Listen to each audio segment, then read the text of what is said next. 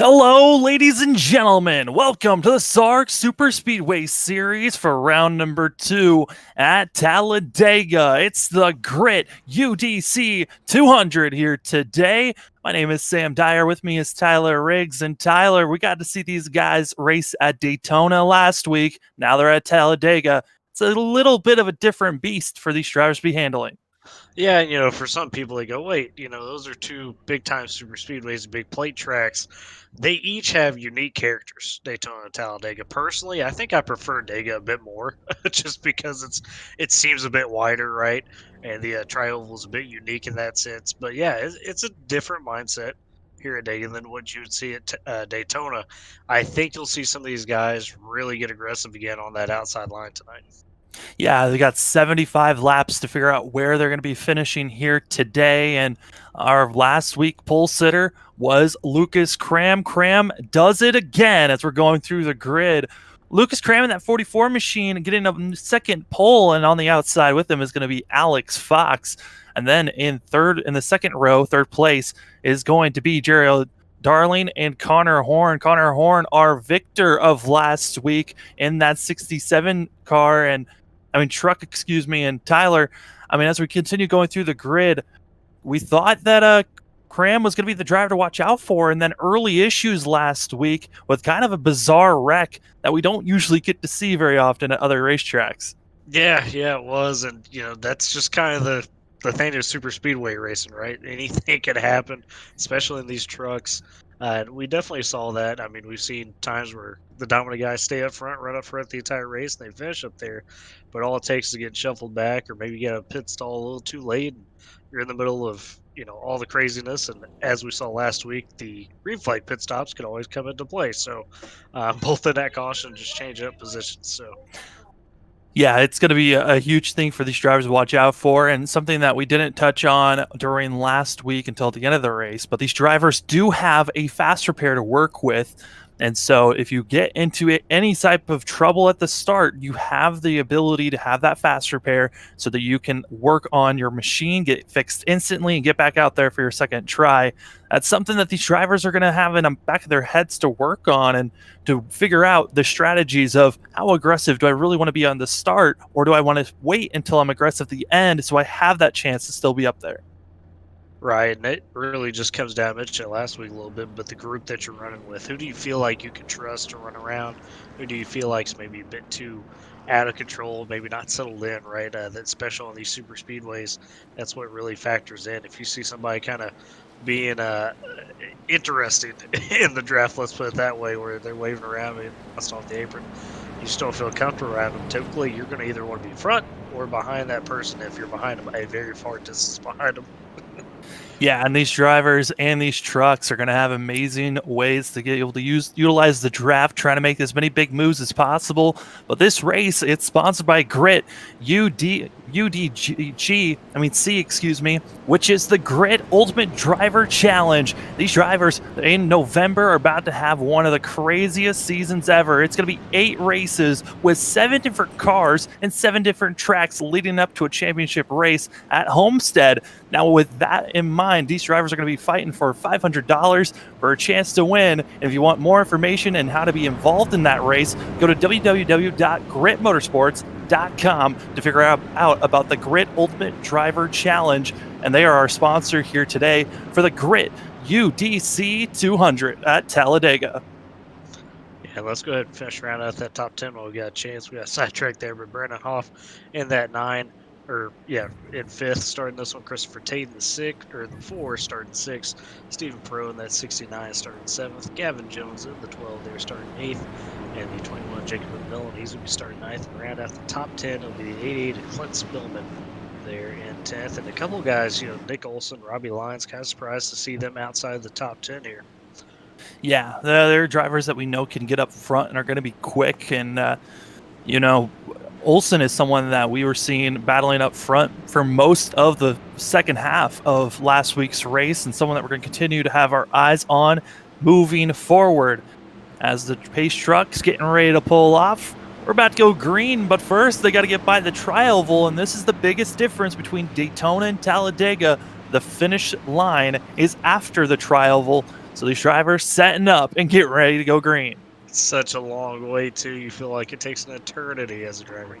It really does, and it's something that these drivers are waiting for. 75 laps here at Talladega. Lucas Cram, Alex Fox, who's going to be moving and leading this first lap, as already shuffling being made, as I believe that is the 12 machine, or the Monster Energy machine that is moving down. That's the 4.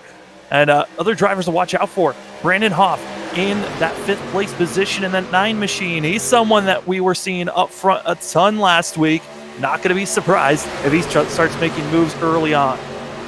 Yeah, I mean, he was one of those guys that really was a good pusher, along with Connor Horn. Obviously wound up winning the race, but you know, those guys are valued guys, as we mentioned last week with all the other drivers. That's how you gain respect quick. If you can push somebody or push a couple guys up to lead and do it consistently, that's how you kind of earn your reputation to stay around up front and put yourself in a position to win at the end. Connor Horn trying to push Fox up to the lead, and looks like he's done it. That 27 machine leading the first lap here at Talladega. And Connor Horn back to what he was doing last week, pushing cars on the outside. He's also got Hoff behind him. A lot of the machines we were used to seeing up front last week are still up here at a different track. Yeah, no surprise. I really like this strat from Connor Horn, you know, for the entire race, because if you know you can do it, right, as far as being an aggressive pusher, you got him and Hoff together, which is scary. But, you know, that's just one of those deals where you can really control what you want to do. You know, you can kind of sit around second in line, not have to worry about being in a danger zone at all times. Or you just lead the outside of the line here like Horn's doing. Eventually somebody's going to jump back up there. Yeah, that was the 21 car that you saw drifting in that bright pink machine. That was McMullen, who decided it was time to just linger in the back. That's one of the strategies that some of these drivers are going to be thinking about. It's either get up front as quick as you can or drop to the back and survive for the final 15 to 20 laps. You know, a driver that we saw on the inside almost every single lap, it seemed like, that was the 1 machine of Jared Darling, who's 3rd in line on the inside. That's another car that says, I'm going to drop to the back. Believe that is Ben McDonald, who's going to be dropping back there. Yep. And in that 16 machine. But Darling was someone that always seemed like he was going to stick on the inside, wait for other drivers to make moves forward, and if they made a mistake, it gave him another position moving up. Yeah, that takes some extreme patience, let me tell you, because if you're where he's at, usually, you know, 3rd, 4th on the inside line, typically you're at the mercy of those guys in front of you. You don't really have any control. You know, where you move, how fast you move, that type of thing. And that's not my style, I know that. But some of those guys, you know, that's just how they get through the meat part of the race, as you would call it, where you just got to ride around. They feel comfortable doing that. Connor Horn got a huge shove by Hoff in the 9 machine, which allowed him to get up front on the inside. Now Hoff in the 9 going to be leading the charge. It looks like that's going to be the Monster Energy machine dropping back in the 4. And that's going to be Christopher Tate dropping back, someone that is almost always a favorite here at Superspeedway races. We'll wait and see when he decides to start moving up, as it looks like we're seeing 3 wide action in the back. Everywhere else, we've been staying 2 wide, except for our front 2 that are all single filed and waiting for drivers to make moves. And it looks like there, Fox deciding he wants to get back up front. He doesn't want to just stay in line on the inside. Yeah, definitely a bit more of a patient game to start this one. Of course, as soon as I say that, we get a little bit dicey there. But, you know, with the fuel run, I think we're estimating about 20 laps or so in that fuel run, maybe a bit, you know, a couple laps after 22. But these guys really are just kind of jockeying for where you want to be, you know, if you get green flag pit stops, it seems like early on. Yeah, and Alex Fox, someone that did not have a great finish last week at Daytona, finished back in 29th position, was lingering in the back, caught up in early incidences that put himself in an awful place and did not finish well. So good to see that Fox is now running up front and showing that he does have pace and deserves to be running in this league. Yeah, and I mean, even though Lucas Cram got the pole today, Sam, they both put down the same time of that 55.937. I guess the tie went to the runner because Cram was the first one to put it in, so he's the one that gets the pole for it. But it just goes to show right there that these guys, from top to bottom, generally, there's no weak links. You know, everybody knows how to really approach these races at a high skill level. Now, Tyler, last week we were seeing a lot of drivers able to really stay possibly two-car tandeming their way forward, as we're seeing a lot of cars now starting to shuffle up to that third lane. It looks like that third lane needs a little bit more help than just two trucks. They need to have at least 5 to 6 drivers if they want to start moving forward. Yeah, I mentioned there as we were gridding, just this track is a bit wider, it feels like, than Daytona. And that third line is always a little bit more friendly to guys for whatever reason. But as you mentioned, you got to really have some help because it's so wide that down the straightaways, unless you got a big run, you're not going to gain a lot. You're probably going to lose a lot, obviously. So we'll see how that kind of takes shape. I don't think you see it very early in this race. A couple guys tried it right there, but it's really going to be one of those things that will come into play late in the race. Yeah, Darlene got shuffled up. It looked like Stephen Pirate in that 69 that was holding on. They're starting to shuffle all over the place. Someone got out of line there, and amazing save there. I believe that was, I think I missed who that was actually. Might have been the 40 of Mitchell Mama. I'm going to drag it back here while you, yeah, that was the 40 of Mitchell Mama. It looked like just got out of line a bit. Maybe got a bump. Oh, he had to check up. And because of that, ducked out, made sure he didn't kill the guy in front of him, and quickly got back on. Yeah, we're already starting to see everyone shuffling from the back, and our front pack is starting to stay 2 by 2. Other drivers that have been starting to move forward up here. I mean, we got Brett Murphy in the 11 machine. We also got Robbie Lyon. We talked about Lyons. He was starting to make his way forward after not the best qualifying that we thought he could have had. Yeah, and you're going to see some of that where, we saw it last week where guys, even though they didn't qualify well, they were aggressive early to get up there and just position themselves where they felt like they needed to be. And some of these guys obviously dropped into that back. And I don't know if we had a clear winner in that strategy last week, Sam. Kind of, didn't come into play either way there. But it's interesting to see some of these guys make these moves early. Yeah, now we're starting to see drivers side by side, 3 wide, and oh my goodness, some cars are making some bolder moves than I'm expecting to see. That was Nick Olson in the 24 machine that was making that bold, aggressive move from the high side to the middle and then back up, and now he's back to the middle, trying to figure out where the quickest line is, and everyone's still trying to figure out where it might be.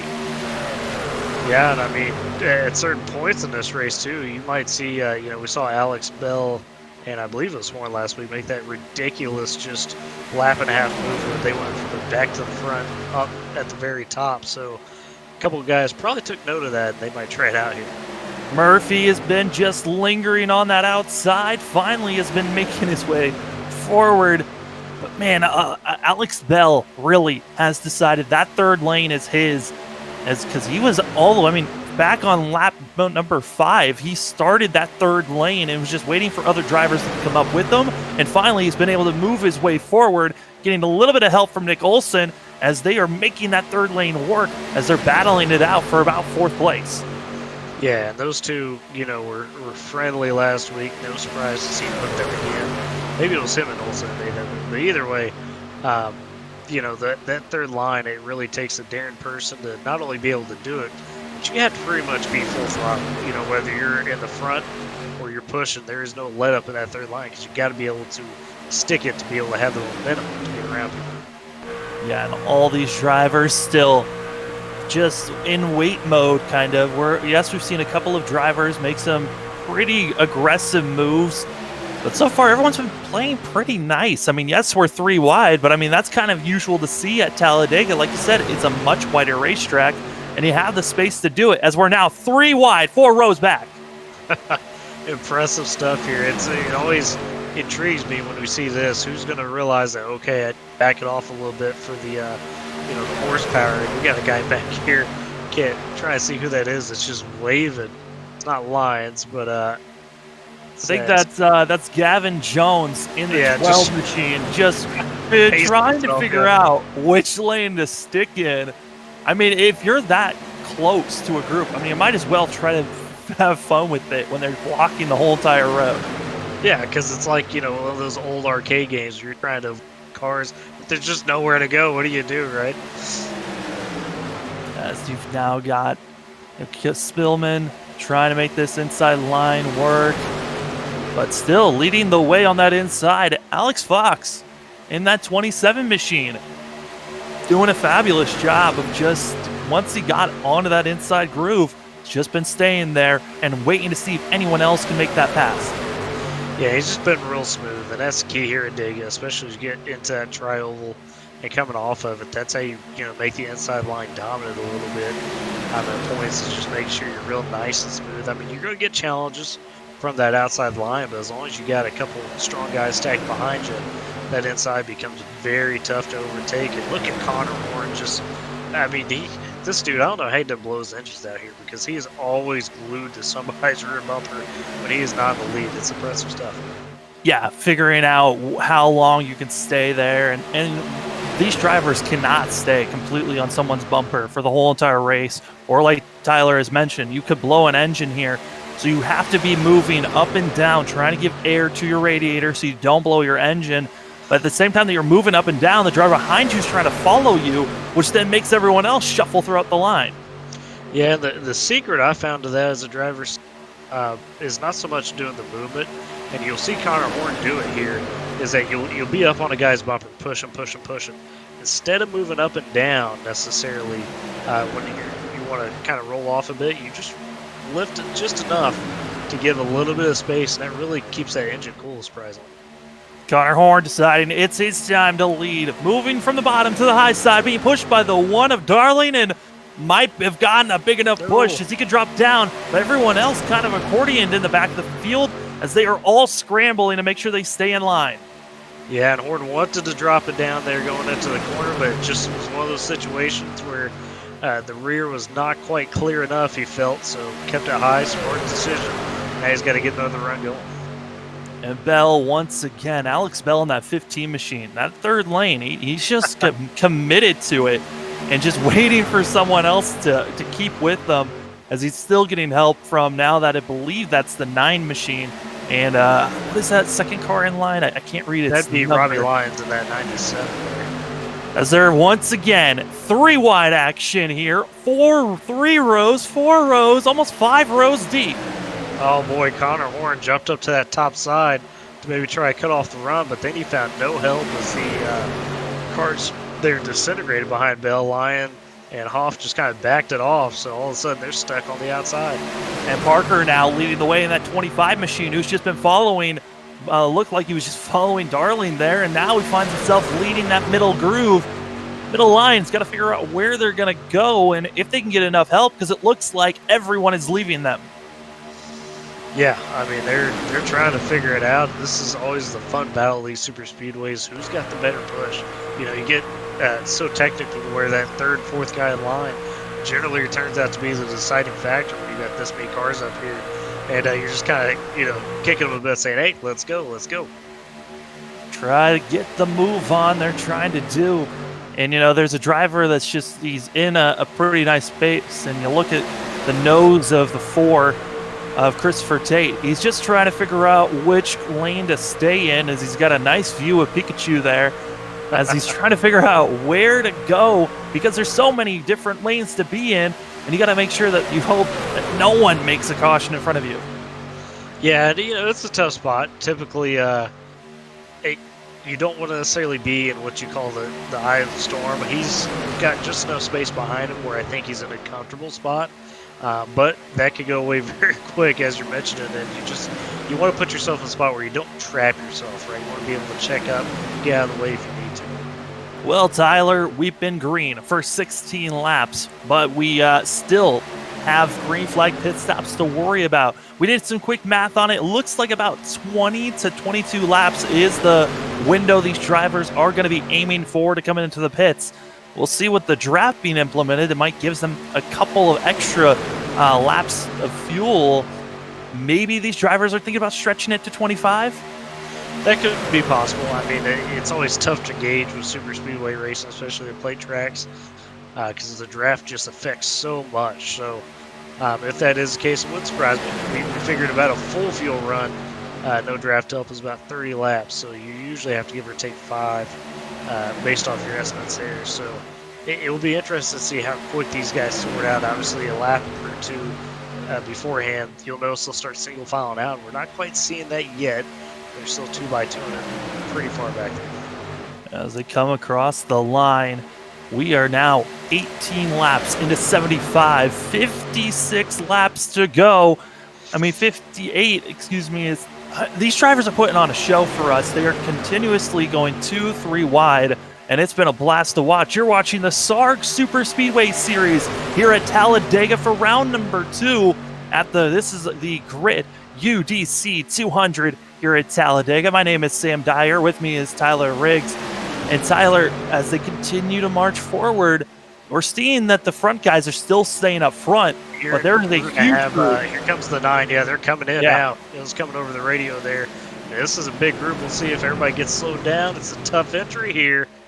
Oh, I think for the most part, guys got slowed down. We got to spin the 4, and the 88 got together, and they're spinning the lane. 488. It's Christopher. I think they were the only ones. But as they're in pit road, more cars having issues. As that's the 45 of Wells having more issues, as well as I believe that was the 38. As they're now coming out of the pits, you hate to see that for a small group. That's over 4 drivers of the 9 that came in. And that's going to be huge because now, instead of relying on having a decent-sized group to group up and get going again, that's drastically reduced. And it's going to cost you some time on the track. We'll see how the second group does as we got more coming in now.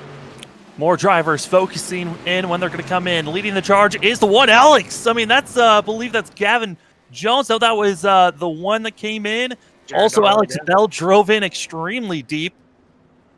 Just about everybody, with the exception of it looks like Gavin Jones, as you mentioned, stayed out. So bold strat here for Gavin Jones. That is not. You don't want to be the guy that stays out and be the lone soldier out there.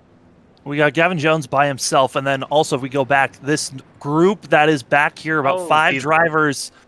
These drivers were about... Brett Murphy ran over his box hard. Sam, sorry to interrupt you. But he had to back up 5 spaces at least. That is a hard mistake to rebound from. But I think the driver that's in probably the worst danger has got to be Gavin Jones by himself in that 12 machine. Shoot, with all these mistakes we're seeing on pit road, maybe he was the smart guy here because now he could be nice and gentle getting it in there and really maximize his pit road. Watching his deal there, gets it down, gets in perfect, nice and smooth. Maximize his time, but really no. Re-looking at it, Stephen Gall in the 52 overshot his pit stall and said, I'm just going to drive through and come down next lap. Here comes the 52 machine. And he's going to be even further back than the 12. Well, especially, we got to do the double pit. That's a killer. You're talking about a tough mistake to rebound from right there. That's going to be, he's going to be lucky to have any drafting help. At least with Gavin Jones, there's a chance that he gets to be able to tag along, though he's just now out of pit lane as the leaders are passing him here. So he's really, you see it right there, how much time you lose by just staying out of lap if you're by yourself. And there they come, our lead pack. It's going to be Alex Bell, Alex Fox, Jared Darling, and Brett Murphy. And then behind them is actually the 41 of Lucas Strayer. And Strayer's close enough to have the draft. This is going to be 5 cars that are in a row. And then you've got also another group behind them being led by Luke Parks. Yeah, and for Murphy, that wasn't the worst thing, I guess, in terms of his mistake. He's got a chance to be able to still tag along back there, but now that you see how the group shrunk tremendously, Sam, because of all those mistakes, it's really eye-opening to see that group go from 20, 25 trucks in total to all of a sudden we're down to about 7 or 8 here. It's wild to see how this has just gone up in smoke for some of these drivers. Now banking on a caution, really, as this front group is a car of 5. You've got a car of about another group of 5 behind them trying to catch up. Excuse me, that's a group of 4. And then you've got another group of 4. It's just small pockets of cars just shuffled all across the track at this point, as we do have 4 machines, that are 1 lap down. One that is 3 laps down, still in the pits. That is actually Jordan Clark. Yeah, I'm watching what just happened to him because I was curious. I'm not sure how that wasn't a caution. He wrecked trying to come into pit road, Sam, as the lead guy of one of the backpacks, and just locked it up, went back up the track and hit somebody there and took him out on the track, but no caution. So that's why you're seeing these group of lap down guys, because they were kind of involved in that incident. For Clark, I'm pretty sure he had to tow, so he's blown up. So that's why he's 4 laps down. As we are actually, since we have time, we're going to take a quick replay of what happened to Clark. Here's the 71 machine just riding with the Tide Pod machine of the 20 coming into the pits, and just snaps and then comes collecting others, and you hate to see that. I don't know how that wasn't a caution. That's on the racing surface. Yeah, that's what I kind of shocked by too there. It's, maybe it was because it was at the tail end of that group by the time they all got around it, so you don't have any other trucks coming into it, but just definitely an awkward situation. Well, all the pit stops happened around lap 20. We'll see if around lap 40, if we stay green, that's when we'll see our next pit stop. Both of our front groups have now caught up with one another. It looks like maybe even the third group has caught up, and we'll see if there's any other chance of this group that is further back. Leading the way of this one is Stephen Parrott, who's going to be leading that one of the 69 machine with Connor Horn and Dylan Parker. And these 3 machines, they're just too far back. They're over 5 seconds now away from our front group of about 8 machines. Yeah, for Connor Horn, he's got to be frustrated because this is the last spot he wanted to be in. You're in a group, as you mentioned, of 3 trucks where you're not going to gain ground on that front pack. Now you need some help in the form of a caution or something of that nature. And for a truck that has shown so much speed so far in these first couple of weeks, that's got to be one of those deals where he might be kicking himself a bit. I'm just looking at the pit stops and where drivers are running based off their pit stops. Looks like our front 8 all came in with either fuel or just 2 tires. Everyone else behind them all decided to go with 4 tires. Is that really something that could, time-wise, we've seen that it has affected them, but drive-wise, how much is that really going to be affecting these drivers? Unless they've got, a crazy high track temp, and we can look at it real quick. You are looking at 118 degrees on track, so certainly tires in a marginal sense, 4 versus 2 or none, is going to have a bit of effect. But with these plate tracks, just time itself is, crucial. So that, a couple of maybe a tenth or something like that you're going to gain over the course of the run with fresh tires, obviously is not going to make a big difference when you're back out of the lead pack. And you're starting to see comfortability over strategy. You got 3 cars, now about to be 4 that are on the inside. Everyone else decided to run that middle lane, and it looked like they were making some headway as Alex Bell leading the charge, as you've got yourself Huff on the inside, that 9 machine comfortable and just staying where he's at. Only reason he would have to make any moves is if someone drops in front of him. Yeah, he's just riding comfortably, and we mentioned a little bit earlier that Alex Fox having a very solid day so far, a guy that didn't really pop in that first race due to, I think, getting swept up in a couple of those early incidents, but he's having a good day. So got Lucas Graham back here, and another Lucas as well, Lucas Strayer. He was, one of those guys in that first race, Sam, that, we didn't really talk about much until really the end when he kind of asserted himself. This time he's been a little bit more comfortable right up front. Oh, and we've got a move there. Hoff trying to throw the block, and Alex Bell gets out of line. That's a massive block that almost brought out a caution on our front group, as that was a very bold block by the 9 machine that is costing him greatly, as now himself and Darling, the only 2 in the middle lane, trying to look for some help. And it looks like they might be getting help, as inside line, Alex Fox feeling comfortable once again on the inside. But man, that was a very bold block there on Bell. Yeah, and one that I'm kind of surprised to see this early in the race, but at the same time, look how it's worked out for Hoff. Bell's the one that got shuffled, not Hoff, so there you go. The answer is this time it paid off. But also you got to wonder if you try to make that same move on the final couple of laps, you're about to be turning around with that one. But as we're kind of in a waiting period, everyone is racing kindly after that late block of a move. We're going to be going quickly side by side here, but you won't miss any of the action with an FRN side by side.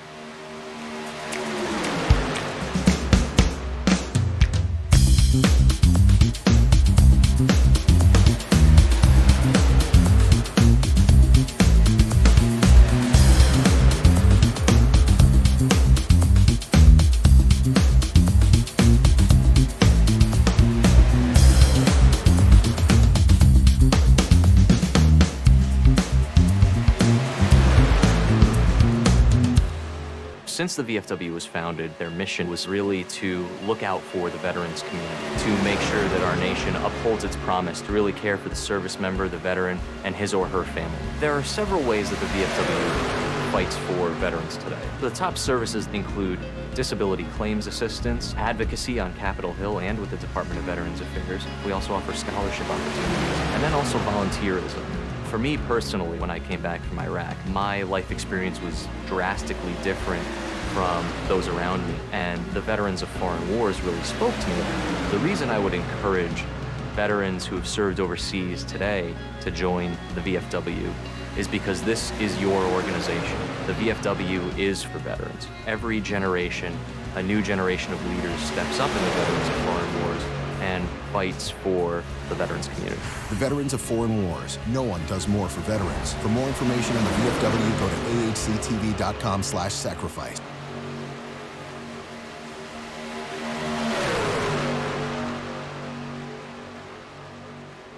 Most everyone involved in sim racing always wants that edge or even make the experience a little bit better, or in this case, a little bit more in depth. Enter iRacing iFlag.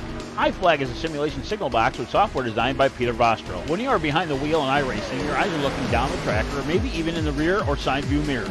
You may not notice or even hear when the caution comes out, when your car is damaged, or if you get black flagged, or even notice the car beside you. Yes, iFlag will point out the signs and tell you where that car is. It just makes iRacing more real and can help you become a better driver. We also offer iRacing iFlag Digital Pit Box. This small box is a great addition to any sim rig. With only 3.5 inches wide, it gives you all the information you need, including how many laps completed, how much fuel you will need to finish, what lap you need to pit on, laps so your fuel is empty, as well as weather and track conditions. It also switches when you come down pit road for more information, including what lap you're pitting under, tire wear, laps on tires, fuel average, and much, much more. To see more info, check us out today at iracingiflag.com.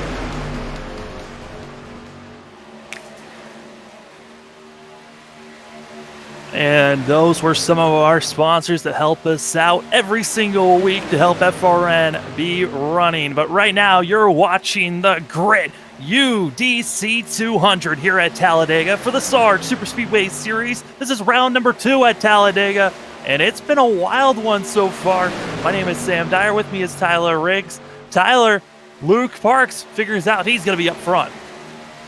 Yeah, he's going for it, and I can't blame him. I mean, with this small of a group, and they are kind of upcoming here on an interesting flat car group, but, you know, when you got a smaller group, you can afford to make some of these bolder moves. We've seen that so far since the completion of the green flag cycle, and now there's some communication going from the leaders to this group in front of them here.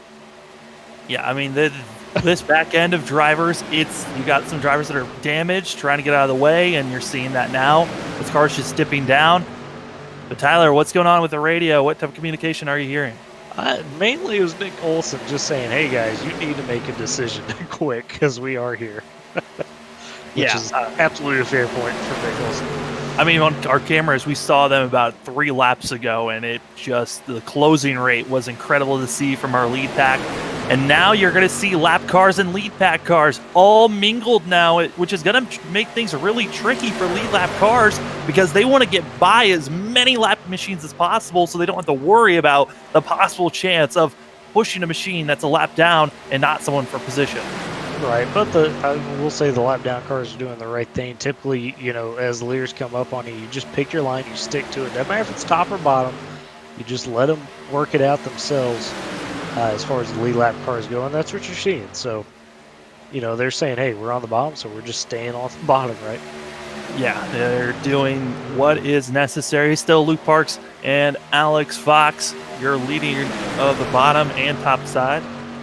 As these drivers are running around, this race is sponsored by the Grit Ultimate Driver Challenge. These drivers are showing off their skill, but for the Ultimate Challenge, you can see even more skill being implemented. You've got drivers going to be racing in 7 races in 7 different cars, and the trick is 7 races are picked, but it's your choice to figure out which car you're going to be using. Once you utilize that machine, you cannot use it for the rest of the season, so it is a lot of mind games going to be utilized. I mean, you got Eldora, you've got Dover going to be there, you got the Charlotte Legends Oval, and you've got the Monza Oval. So a lot of different courses to be looking at.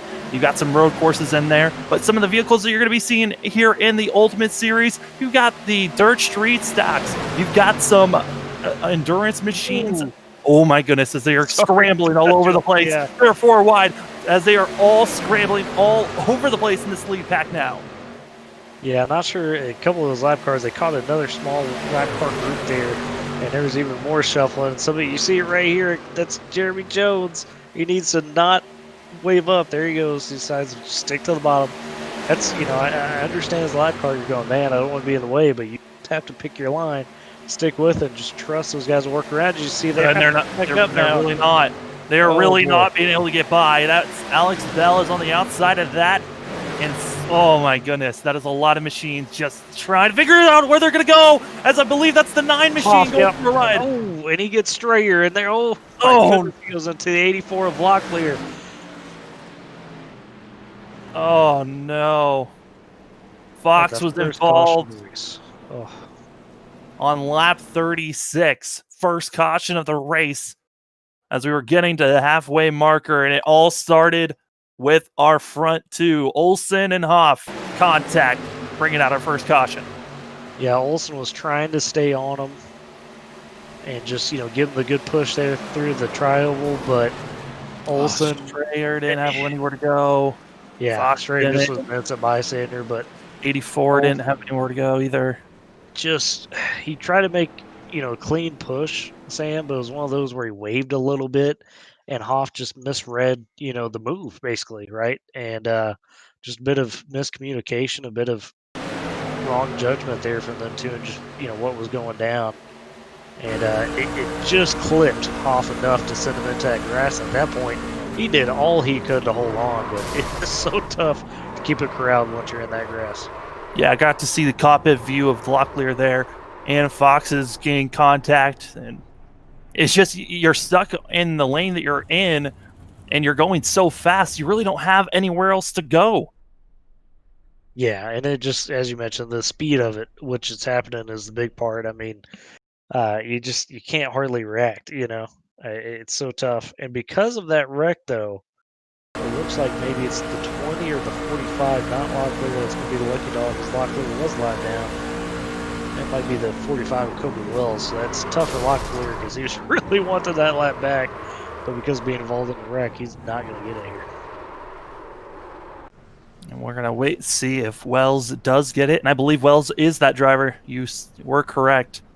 That gets the lucky dog. Pit stop's now underway, which for some of these drivers, they love to see it, as we were down at one point to we had about 19 drivers that were 1 lap down or more.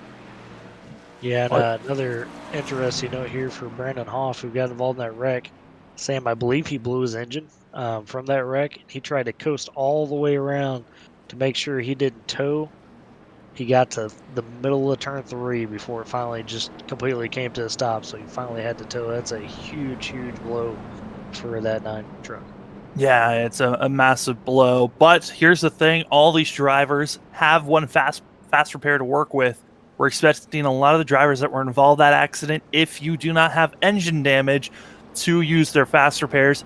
I mean, if you do have engine damage, you're going to use that fast repair for sure, because you're going to be losing way too much time. If you don't have engine damage, there's the possibility of just, you know, manually fixing your machine the best that you can until there's about 20 laps to go at the end. Yeah, and it really, I would say typically with these, you know, trucks, and of course as you get to the Xfinity Cup, it's kind of the same way of, you know, if you got fender damage, you know, not necessarily front damage like you mentioned, but if it's just fender damage and it's under about 30 seconds, that's kind of a good cut point to say, okay, you know, can I just repair it? Because if it's any more of that, typically as it reaches about that minute or so, that's when you start to see some big time aero effects in terms of not really being able to do what you want with the truck aero wise.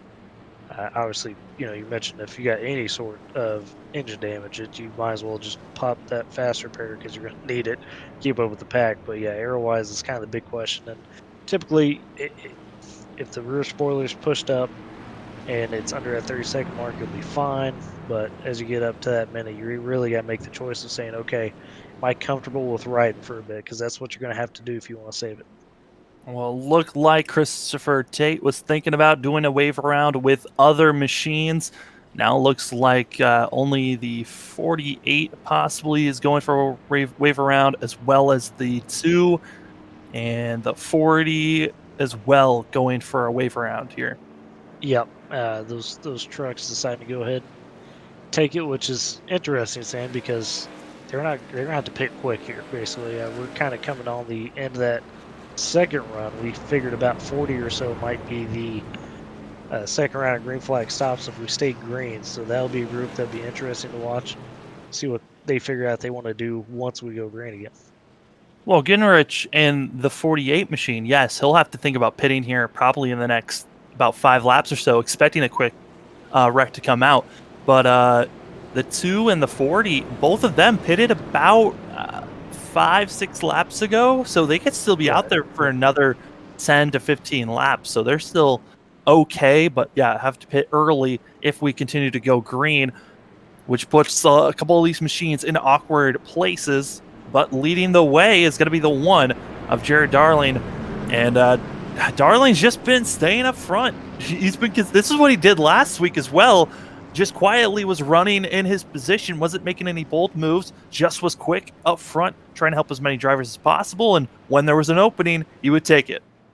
Yeah, and that's, nothing wrong with that. That's how you stick up front and put yourself in that spot to win, which for him, he had that heartbreak a bit last week, maybe knowing that the 9's now kind of out of this. Connor Horn's now got to work his way back up. He's one of those guys, Connor Horn, that 67, Sam, that is probably very thankful for that caution, because he was in no man's land behind, not in that lead pack and just being kind of out to dry. But we'll see, some of these newer faces, probably guys we haven't mentioned the first couple races up until this point, they might be able to get up here and make some noise.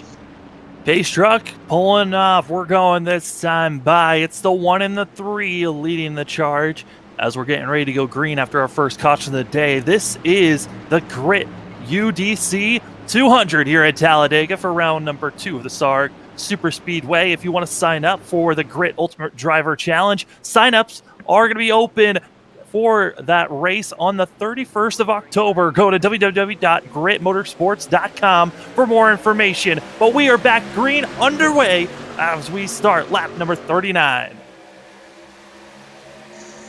And a pretty clean restart up front here. Seeing a little bit of disconnect about that mid-pack on, which is typical. There's guys that don't want to go on the restart, just back a bit. So we'll see how they sort it out back there. But up front, Darlin, Sam, he is looking very strong right now, getting pushed by Alex Fox.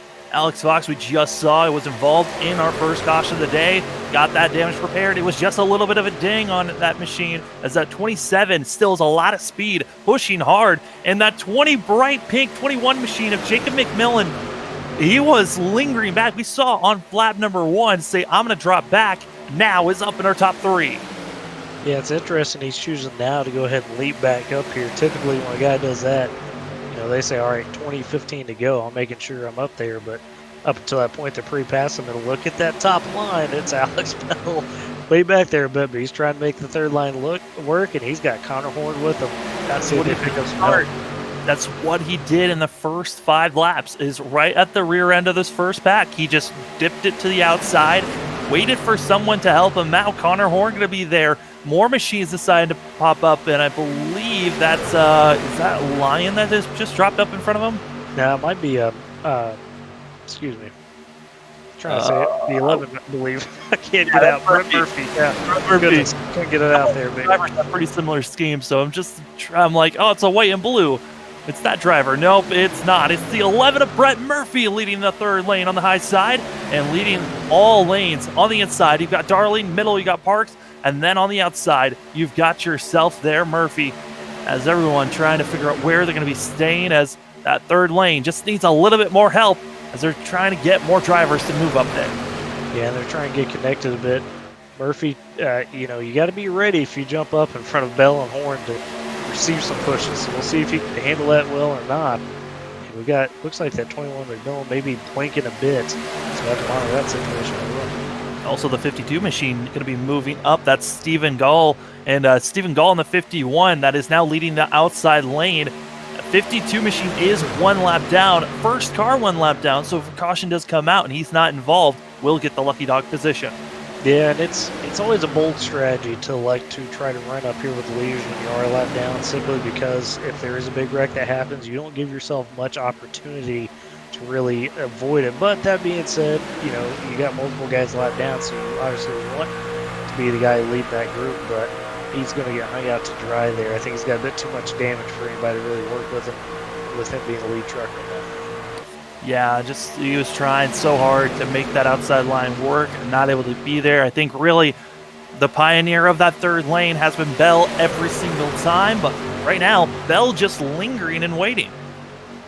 Well, and everybody's trying to sort it out because we've got, you know, you mentioned it a bit, but we got the mixture right now of your lead trucks and your lap down guys, and it's two different battles. You know, the lap down guys are just trying to make sure, you know, they're ahead of the next lap down guy, whereas the leaders are trying to figure out how to get up there and, you know, battle for that top spot. So it's interesting to see how these guys are working out. And just here in the 48 of Quinn Gingrich right there, he's going to elect to pit. He was one of those waiver round trucks, and we figured he might have to pit here soon after the caution. Yeah, Gingrich had to come in. Also, Jacob Locklear going to be staying in the pits, as well as that 84 machine still having his issues and still in the pit road, as well as Clark, and now dipping it back onto the inside on that apron. It's going to be the 21 again. Very defined, hot pink. We know where that 21 machine is. Yeah, he communicated that in turn 2 that he's just going to go ahead and drop right there on the backstretch. So had his fill of running up front. Maybe thought, all right, it's getting a little too dicey. Time to back out again here, which I don't blame him at all. It's something you got to have on these super speedways, is the sense of when to eject, if you will, get out of a sticky situation. Now, Tyler, I know at some point mind games always are going to be thrown out at super speedway races, as they're going to be trying to figure out when to come into the pits, which group to come in with. But when it comes to super speedway races and pit road, what have you heard of any times? I mean, I've seen it happen a couple of times of drivers fake saying that they're coming in on a certain lap just to throw off some drivers. You know, in the few leagues that I've run in, there are defined teams in terms of, you know, with who team-wise. And with that, you get some teams that try to, you know, alliance a little bit, and that's where you kind of see that. And I've seen it a couple times. It's very rare, but I have seen it a couple times. Oh, boy. Here, I'm not sure what happened. That's Hoff. No, that's not Hoff. Yeah, that's Hoff in that Hoff. 9. Hoff in the 9. Staying, and we're 4 wide as Hoff's being passed by everyone. Exactly like you said, pick a lane, stay there, don't be moving around, as the 9 machine running extremely off the pace by himself. 2 laps down now for Brandon Hoff, who was a front runner. Now up front, Connor Horn, who needed that first caution to get back up front. He's leading that middle lane, getting an excellent shove there, and really trying to make as much moves as possible in the middle lane. But just like that, all the momentum is gone. Yeah, that's Ben McDonald right there pushing into that 16. That's a guy that he's kind of rebounded a bit and inserted himself up in this lead pack. So, and we got another lap truck right here. It's Gingrich. Will he stay in his line? He's in an oh boy. spot. Yeah, I think honestly, just picking the outside of the inside, best choice. But man, the middle is the worst. But somehow the whole entire field was able to get by. I'm sorry, I'm laughing because Alex Bell came over the mic and basically said, to the windows, to the wall, please get off the wall there. Oh my. Said it as nice as possible. He did, you know, using any curse words, but sometimes, you know, you just gotta communicate, hey, make a line. And that's, we've seen that a couple times now.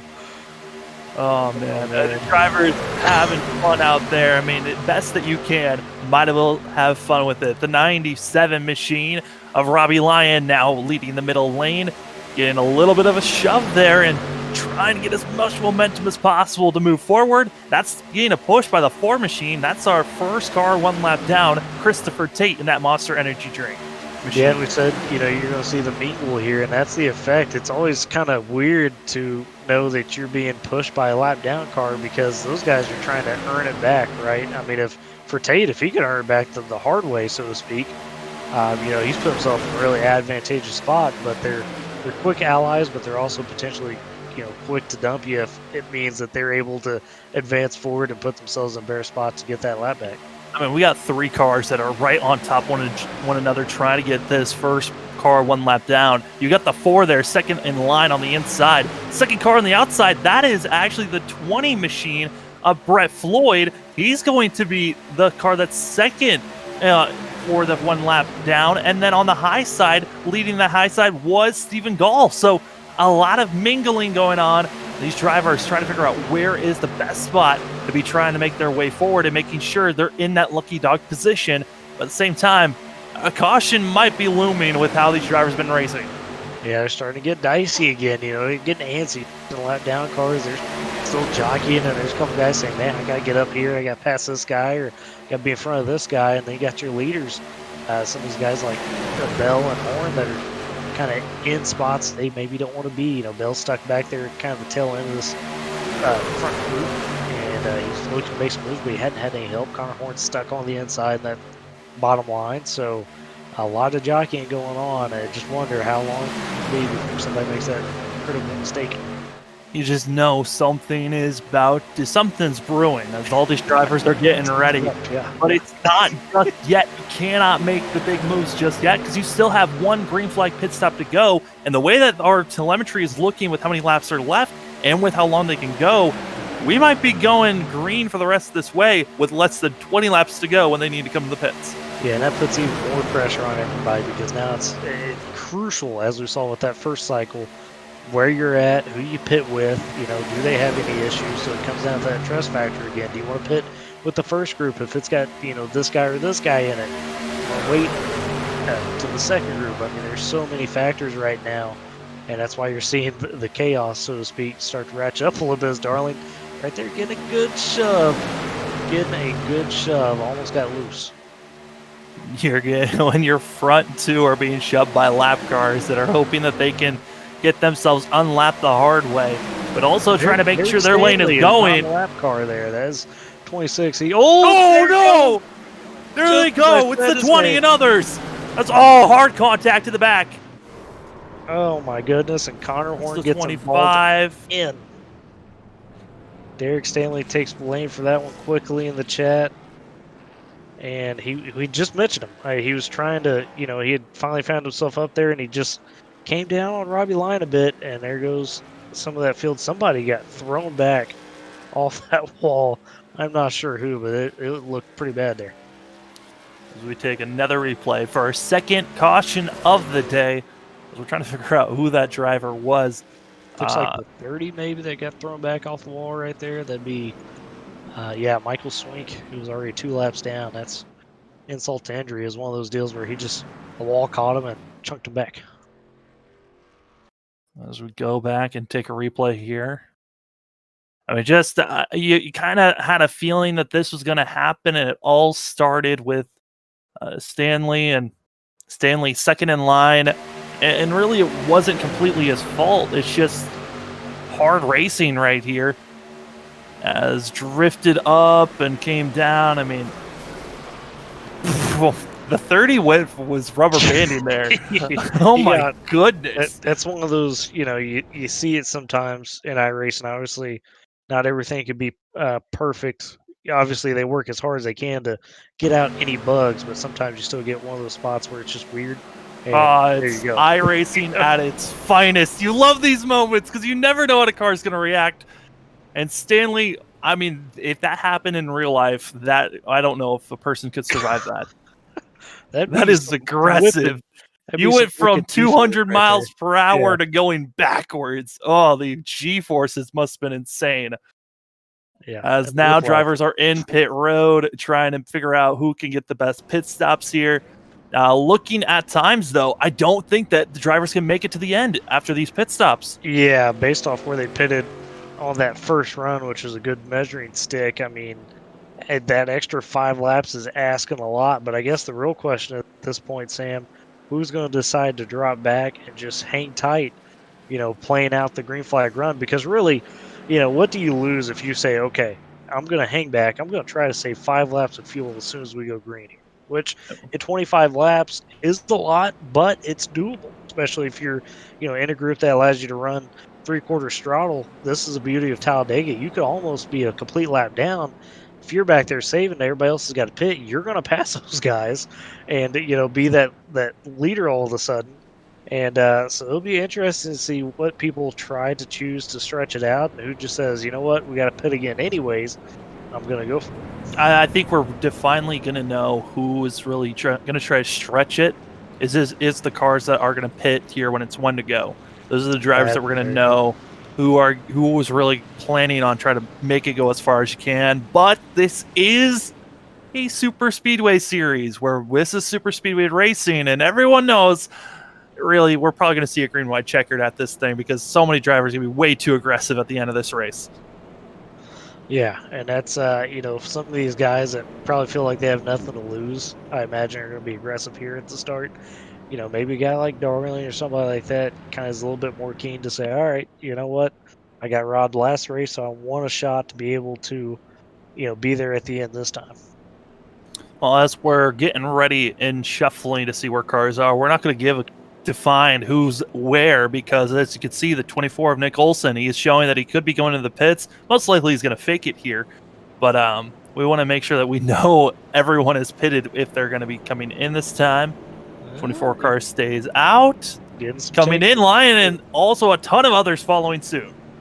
Yeah, you said it though. I mean, you're trying to maximize your laps remaining here, and what's kind of interesting too is the change of the quickie yellows, right? We know on these super speedways now, iRacing implemented that change where you'll have quickie yellows. Normally, these guys could pit late, like we're seeing, and they would be pretty much on the money in terms of fuel. But because of the quickie yellow, Sam, now that's an extra lap or two they don't have to work with on these cautions. Yeah, and so these drivers really in a precarious situation here. Those that stayed out, they're going to have one lap longer than everyone else. But due to the fact that they've pitted and they're staying out, I mean, you could be clutching it as much as you can, trying to not go full throttle. Oh my goodness, Nick Olsen, what are you doing? Yeah. That is, I thought for sure he was about to go into Fox for a second there. Giving each other space on our front two. But whoo, that was a scary moment from my end for not knowing what was going on. Yeah, Olsen, I think, was messing around with the pace track there, kind of clowning, saying it won't budge. So I don't know what they were doing. But well, it's like, I understand bump trapping the pace truck, but he went from the inside all the way up to the wall, almost clipping Fox. Right. Nerve-wracking to see, but let's do a quick rundown of our top five. You got yourself Nick Olsen, Alex Fox, Jared Darling, Luke Parks, Ben McDonald, and Jacob McMillan. Those are going to be your top six, and really those front are looking great. And Eric Stanley, Derek, who was part of that, who started our second caution here today, is still in our top 10. Yeah, obviously used that fast repair, most likely, and took care of his truck. And really just that one slight mistake, and that's what's been these cautions, right? We saw it from Stanley, where you get going, you're up there in the front, you're trying to make things happen. All it takes is that one slight misstep, and that causes chaos. So we'll see if Stanley learns his lesson and is able to kind of be more of a factor up front. He's running real good right there. Well, ladies and gentlemen, it's time for us to go green once again. Less than 25 laps to go. You've got yourself Nick Olsen leading the way on the inside, Alex Fox on the outside. We're getting ready to go green at the start of lap 53 for the SARG Superspeedway Series Grid UDC 200 here at Talladega. It was kind of an awkward lineup there because of everybody that had to pitted again. It's created this weird instance where there was a lot of guys single file because they had to let other guys by. So it's going to be interesting to see how these guys form up, and I think you're going to see that pack already seeing it back there, or maybe just hanging back to be safe. Saving fuel, figuring out where is the safest place to be. As up front, it's going to be Nick Olsen leading the way. Driver we haven't really talked about all race long that much, running in 7th place in that 40 machine. It's Mitchell Mumma, who had a great run coming to the end of the race last week. We'll see what this 40 machine can do, as well as the 21. McMillan is up here. But Alex Fox saying he wants to lead away after getting pushed by the 3 of Luke Parks. Yeah, Parks, that's another guy that's been strong up here. We mentioned him earlier that really, had a moment or two last week, but it got ruined there. So interested to see him back up here. And I really question, though, how many of these guys up front are going to try to race hard, especially, like your Alex Phelps, who's back there and saying, okay, can I save while being in this front pack? Because I think that's the forefront of everybody's mind. McMullen doing his usual thing, keeping his car safe, dropping it back to the end of the line of this first pack. Not a bad move with how this is about to ramp up. 22 laps to go, which these drivers could try to run to the end. But for drivers who most likely are not going to be able to make it to the end unless the second group can save enough fuel, which leading this group is Robbie Lyon as well as Park, as Parker is trying to hold that outside line. This is our second group, and this is back in 14th position. Yeah, and they're communicating a bit over the radio as we speak, trying to figure out, the best way to go about this, because they obviously don't want to get too far behind, but at the same time, I think, as we mentioned, there's so many guys in this group that are just saying, hey, I want to save some fuel. I want to make sure we can make it to the end here. Well, with Parker and Lyons, they're in a very awful situation. Yes, they are on this backpack. Yes, they are trying to save fuel, but they are the leaders of this pack. They are saving nothing by being the ones pushing the wind out of the way. Right, and the tough part is somebody's got to lead that pack.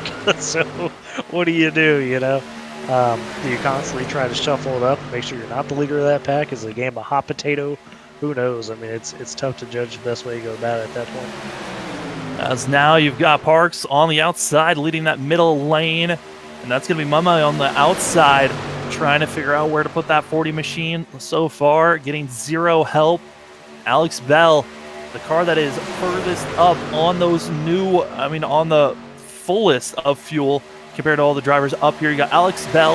You've also got Gavin Jones. He's someone else that's on the same strategy as Bell. And everyone else behind Mama are all on the same strategy of save fuel the best that you can. Some drivers are thinking about pitting now that you got to watch out for. Christopher Tate, who is in all on his lonesome. He is going to have to pit on him by himself. First car on the lead lap, looking like he'll be putting himself a lap down if he doesn't see a caution here in the next lap or two. Yeah, that's the worst spot to be for sure. But up front here, look who's got together, Sam. It's Olsen and Alex Bell up front on that outside line. And they're trying to get up there and control that lead pack. Darling in the one sounded like he had to let off a little bit because he was getting hot pushing Fox. So this might be the time for one of those two to get up there and take the lead. Alex Bell as well as Nick Olsen finished. Alex Bell finished second last week. Noel Olsen finished third. So looking for another podium finish for the both of them. As now you've got yourself Olsen on the inside, Bell on the outside, and Alex Fox. He might not have had the best finish last week, but man, has he put on a show and really shown the rest of these drivers he is someone to watch out for. As now he's moving from second in line on the inside up to the high side, trying to make a pass here on Olsen.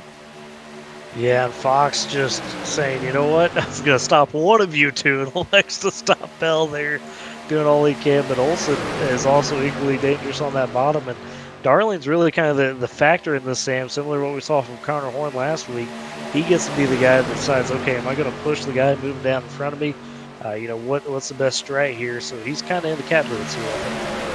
And lingering back behind these guys, you've got Steven Parrott as well as Connor Horn. They're just waiting as they are the two cars on the back of this pack.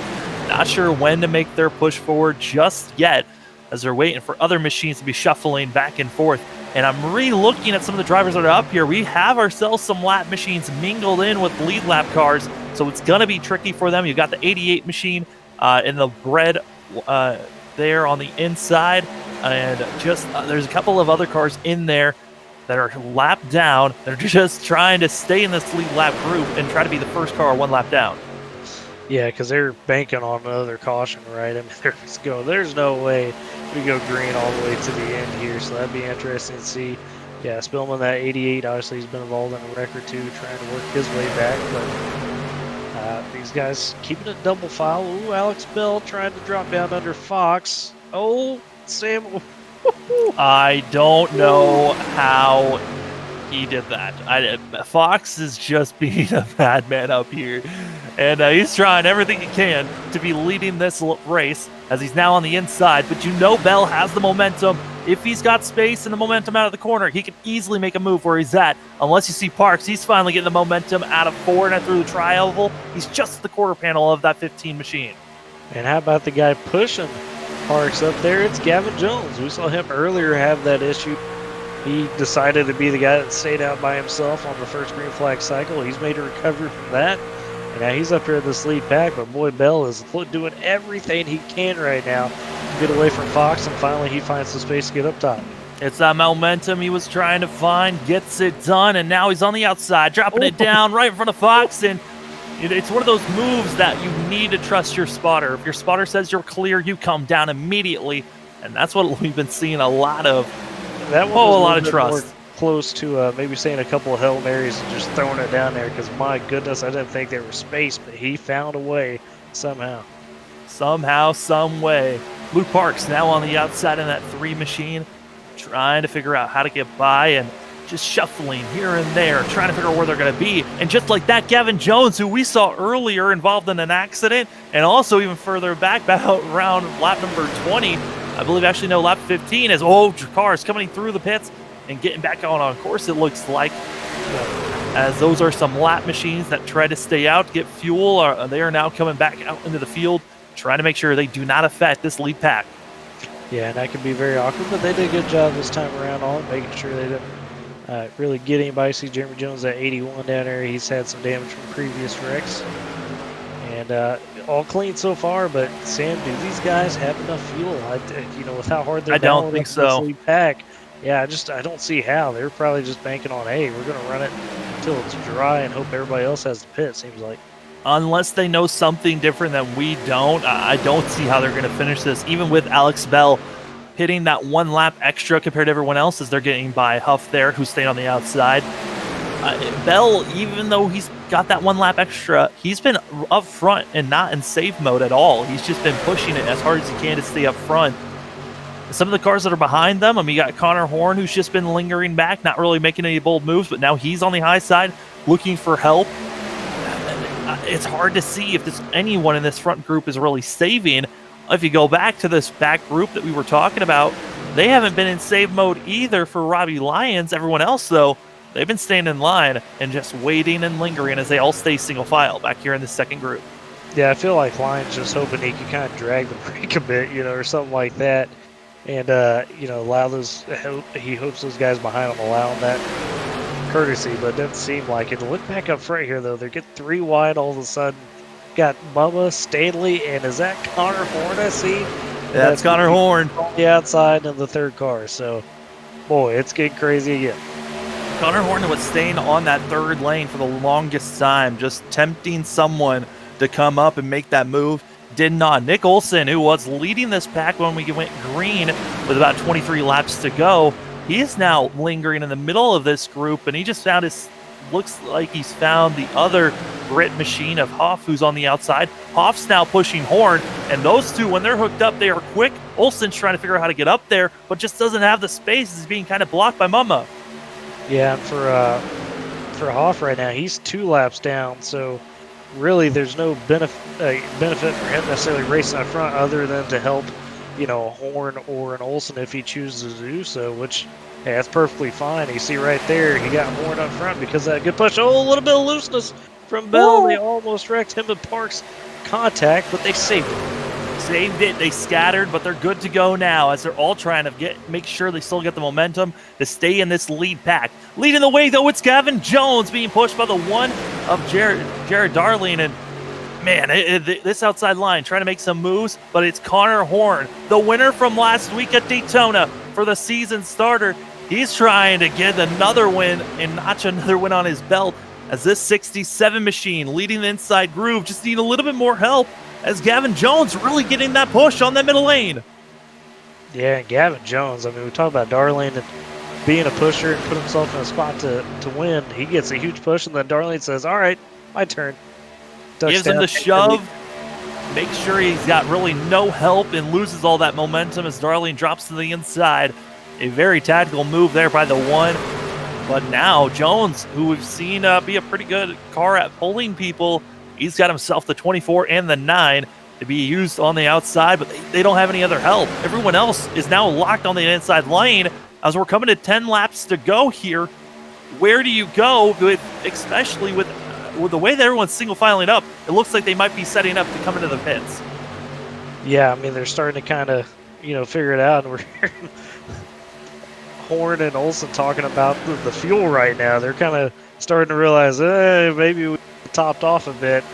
And this is going to get real dicey at the end, Sam, because some of these guys are definitely going to have to pit. There's going to be others that maybe in this lead pack have saved enough somehow. I mean, it's going to get crazy here.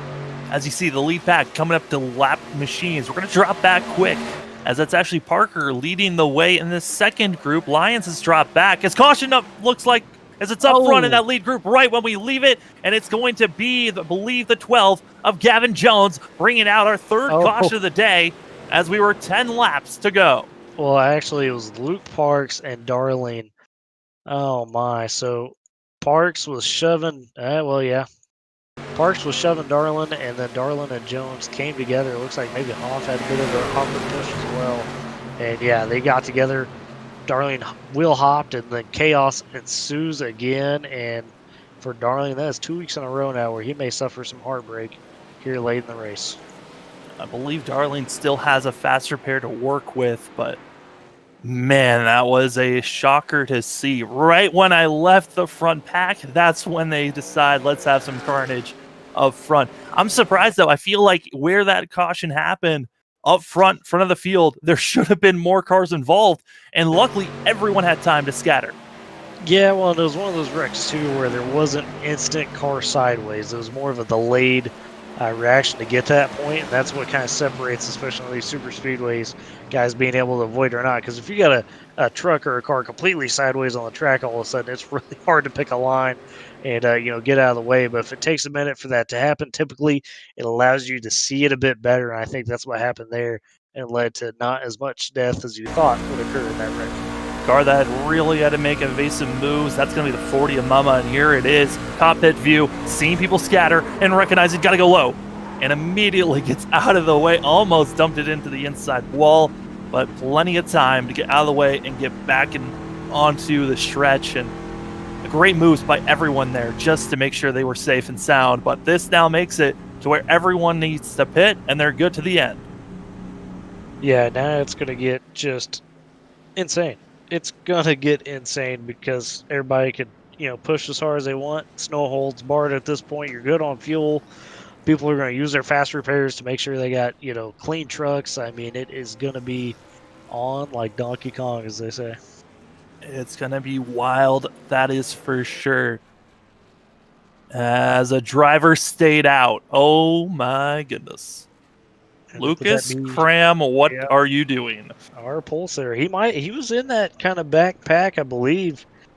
He may have saved enough. I don't see how. I mean, even if you're pitting now, you're even set for if we have to go to a green-white checkered situation. Right. Yeah. Well, Lucas Cram. Forget the green-white checkered. I'm going for it. And you got to remember, the caution laps here, though, Sam, do help immensely in terms of saving fuel. It is drastic on these super speedways. You gain extra lap or two just from getting a caution like this. Lucas Cram trying something different, deciding it's time to have better positioning, track position, than it is to have a full tank of fuel. Lucas Cram got our pole of the day here at Talladega. Also got the pole last week at Daytona and got caught up into a mixture of cautions that were not his fault. So we're waiting to see, can this 44 machine twist and change his luck here today? We also still have Connor Horn, our winner of last front, our top 5 in that 67 machine. A lot of machines getting ready for waiver rounds. We're going to do one last side-by-side, but we will be back for the final couple of laps to finish out this Talladega race.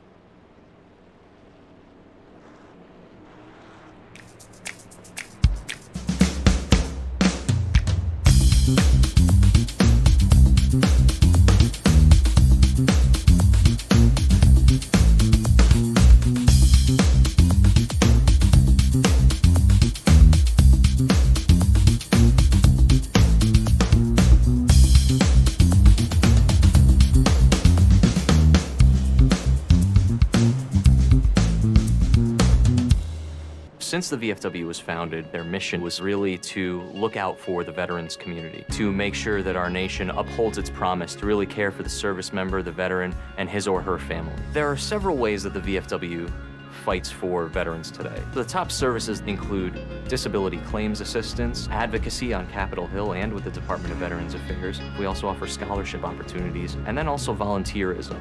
For me personally, when I came back from Iraq, my life experience was drastically different from those around me, and the veterans of foreign wars really spoke to me. The reason I would encourage veterans who have served overseas today to join the VFW is because this is your organization. The VFW is for veterans. Every generation, a new generation of leaders steps up in the veterans of foreign wars and fights for the veterans community. The Veterans of Foreign Wars. No one does more for veterans. For more information on the VFW, go to ahctv.com/sacrifice.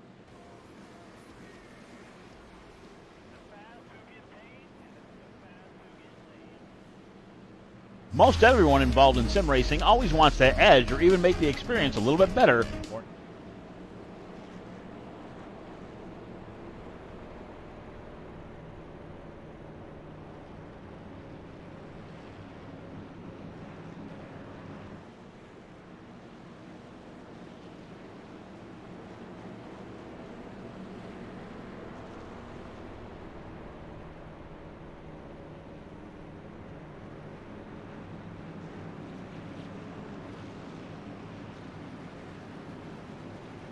Sam, we're getting ready to go green.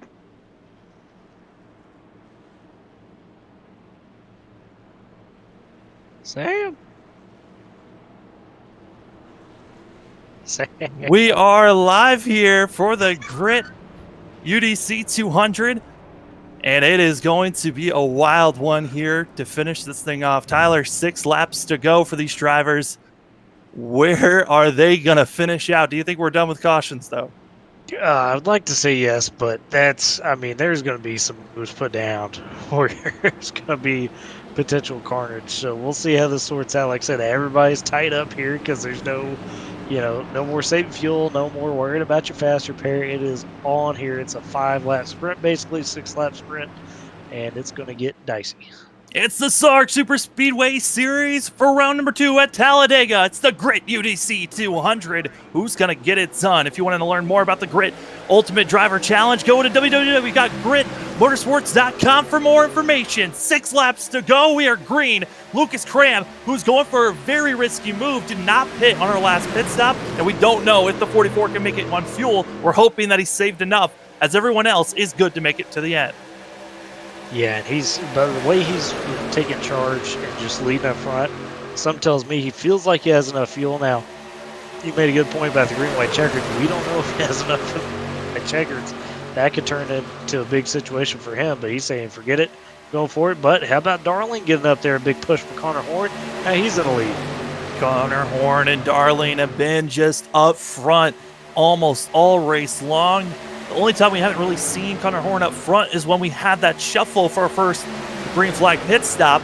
But ever since then, Connor Horn has been up front in our top 10, top 5 all race long. Luke Scram still stuck on the inside lane. But here comes Mama on the outside trying to make some moves, as well as Nick Olson. There's a lot of hungry drivers we know are quick and don't look now, but Alex Fox in 6th position. Yeah, Mama again, just like last week, Sam, waits till the end here to really present himself. I mean, he's kind of been here and there in terms of being up front, not being up front this race. But just like last week, says, all right, time to run the top 5 and see if I get the win. Now, there's a lot of drivers we've been talking about that have been up front all race long, but there's always the linger drivers that are in the back trying to figure out how to get through this. Oh, no! Lucas Cram involved, so many others, cars flipping all over the place. That was Nick Olson. Nick Olson, yeah. Oh, my lordy lord. Well, 21 was involved in that as well, the 45. Oh, the one of Darling again. 69. Oh, no. And it starts because Mama got a little high up in the corner, going up into the corner, because Olson, was all over his rear bumper, which, I mean, you can't not be at this point, right? But I think Mama thought he'd kind of come down a little bit, and he just, I don't know if he was loose or there's miscommunication spotter-wise, but Mama and the one getting together there, him and Darland. Yeah, it was one of those moves, and it just, oh boy, talk about the big one at the worst spot. Big one. Oh my goodness. Even Mama had one of the pullback rubber band effect wrecks, and oh man, aggressive this final caution is. And with this caution coming so late and so many drivers involved, fast repairs have been utilized a lot by a lot of these drivers that were involved in this wreck. So we might be seeing a lot of these drivers that we thought were front runners now out of this race completely. Speaking of drivers that are out of this race, we've got ourselves Jeremy Jones. He exited out of the race in the 81 machines, as well as the 4 of Christopher Tate. Both of them left the race about 15 laps ago. Just to give a quick update on them. A driver that actually is back on track that is shocking me drastically. That is the 71 of Jordan Clark is still out there on track, able to get himself out there in the 71 machine. We'll give him some screen time. Last time we saw him, he was wrecking, coming to the entry of pit road for our first green flag pit stop. Able to get out there, only issue 32 laps down, so we will not be gaining any more laps from here on out. But still out there running, and with a potential chance of at least seeing a great run from the drivers in front of him. Yeah, and I think for Clark, he had a tough break because when he had that wreck, Sam, he got to the pits, and I think he still had his fast repair off, so when he clicked it, it was too late, and the required repair started, so that's why he's 36 laps down, or 32 laps down, excuse me. So tough break for him there in that 71. That's, sometimes that stuff happens, but see a plethora of guys pitting now, probably all those guys that are involved in the wreck there. Yeah, I mean, that missed click of not clicking the fast repair, when we even saw that on here on the Flatout Racing Network on our other series that we do on Tuesday nights with the Hijinks clothing line of the 87 Vintage Series. One of the points leaders, Christopher Morris Jr., he forgot to click it with about, I believe it was 3 or 4 laps to go, forgot to click it, and his race was done. Yep. So it's made by Jeff Green and save the race. Yeah. Hey, if I can't rag all myself, folks, as a driver, how can I bring the hard analysis to you, right? It certainly was an interesting moment. The way to finish off that race last night. Oh, man. But here tonight, looks like we might be setting up for an in-race green-white checkered. No, we have to go to green-white checkered. It's extra time because the lights aren't off, and they need to be off if we're going to go to green-white checker now. Yeah, and definitely. How about some of these names up here? You got Quinn Gingrich and that 48. How did he get up? I didn't even realize that. Back up here after all his chaos. I mean, he's had some issues on pit road. He's gone laps down a couple times. He's up here. That 2 of Talladega. You got Shane Howell. I mean, some of these guys that had pit road incidents, they're up here in the top 10. And this is what I was kind of interested to see after that big wreck. Who's still left? Colby Wells is in the top 10. Colby Wells, Derek Stanley's still sticking around after his issues. Oh my goodness. The 52 finally of Stephen Gall finally is no longer a 1 lap down. He's showing that he's got pace to be running up front.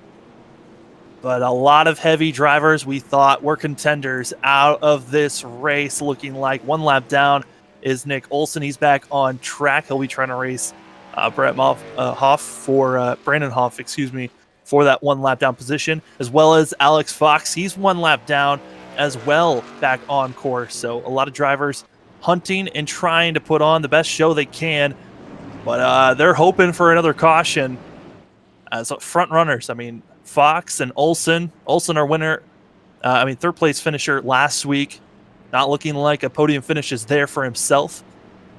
But Connor Horn, our victor of last week, running first on this restart, looking like he is ready and set to go. Tyler, I believe on your end, you know how many attempts we have at green-white checkers?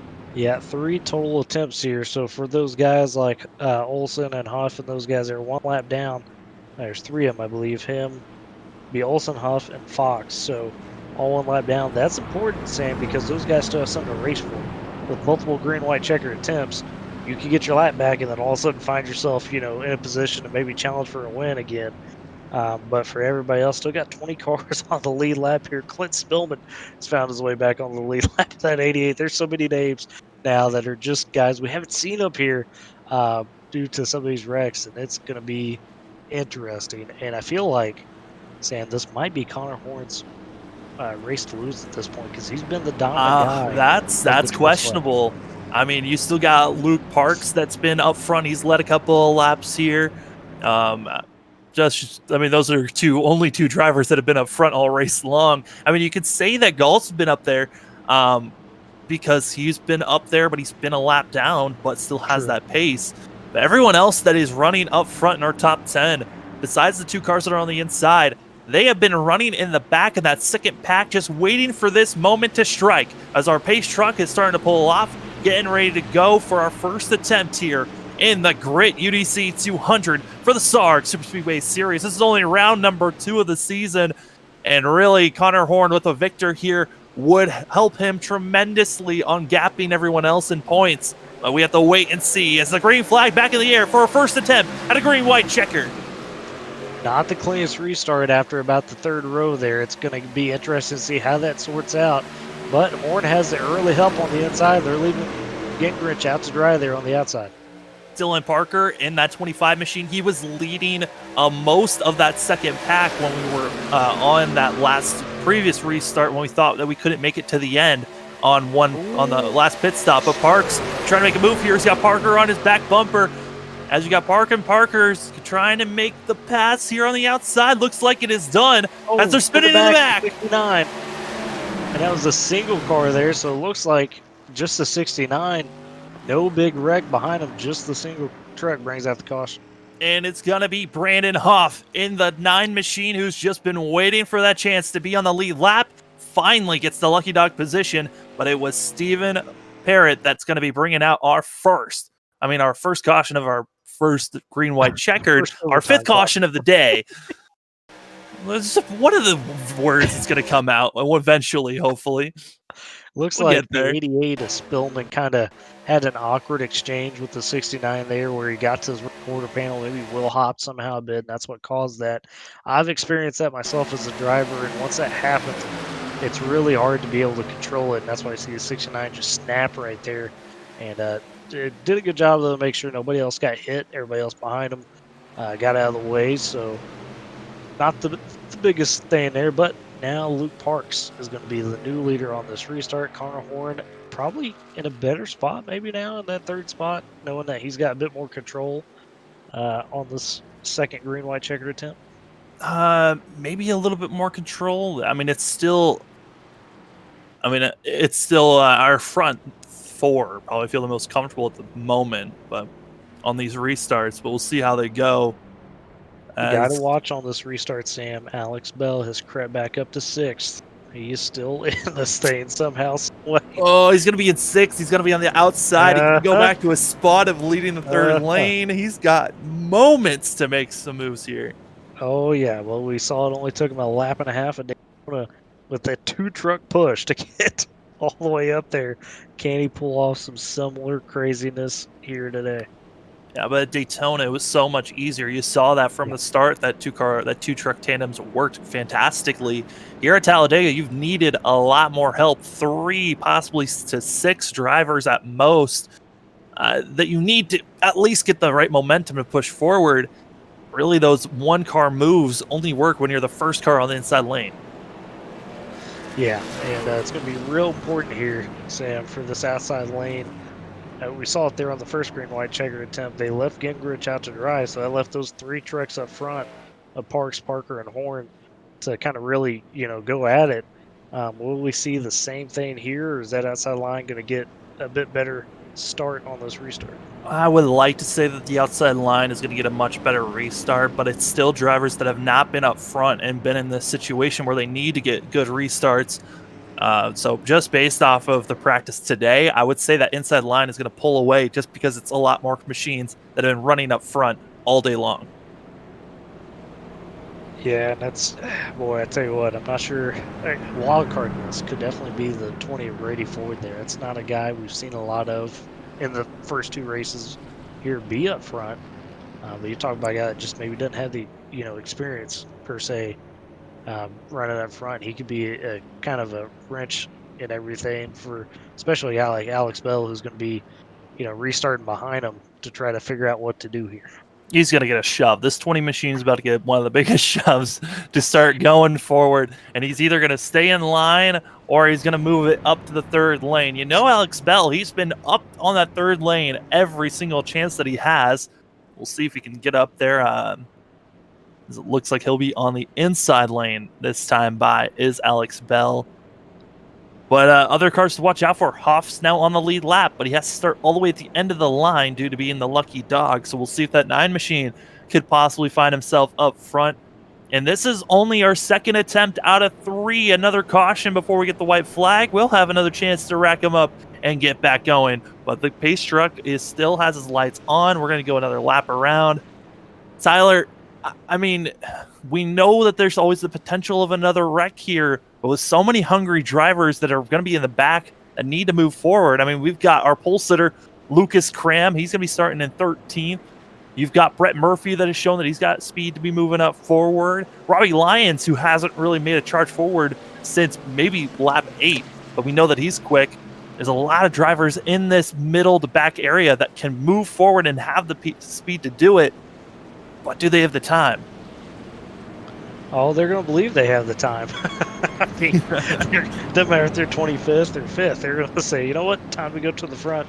It's green, white, checkered time. But, man, yeah, if there's going to be another caution, I feel like it's probably coming out of the midpoint of that pack because there's just too many guys. You just listed a couple of Cram, Lyon, Hoff back there. They're all fast guys. We've seen them be up front of points. So, depending on the moves they make, it could get really, all it takes is we've seen just one misstep in terms of trying to, cut up, cut low, whatever you're trying to do.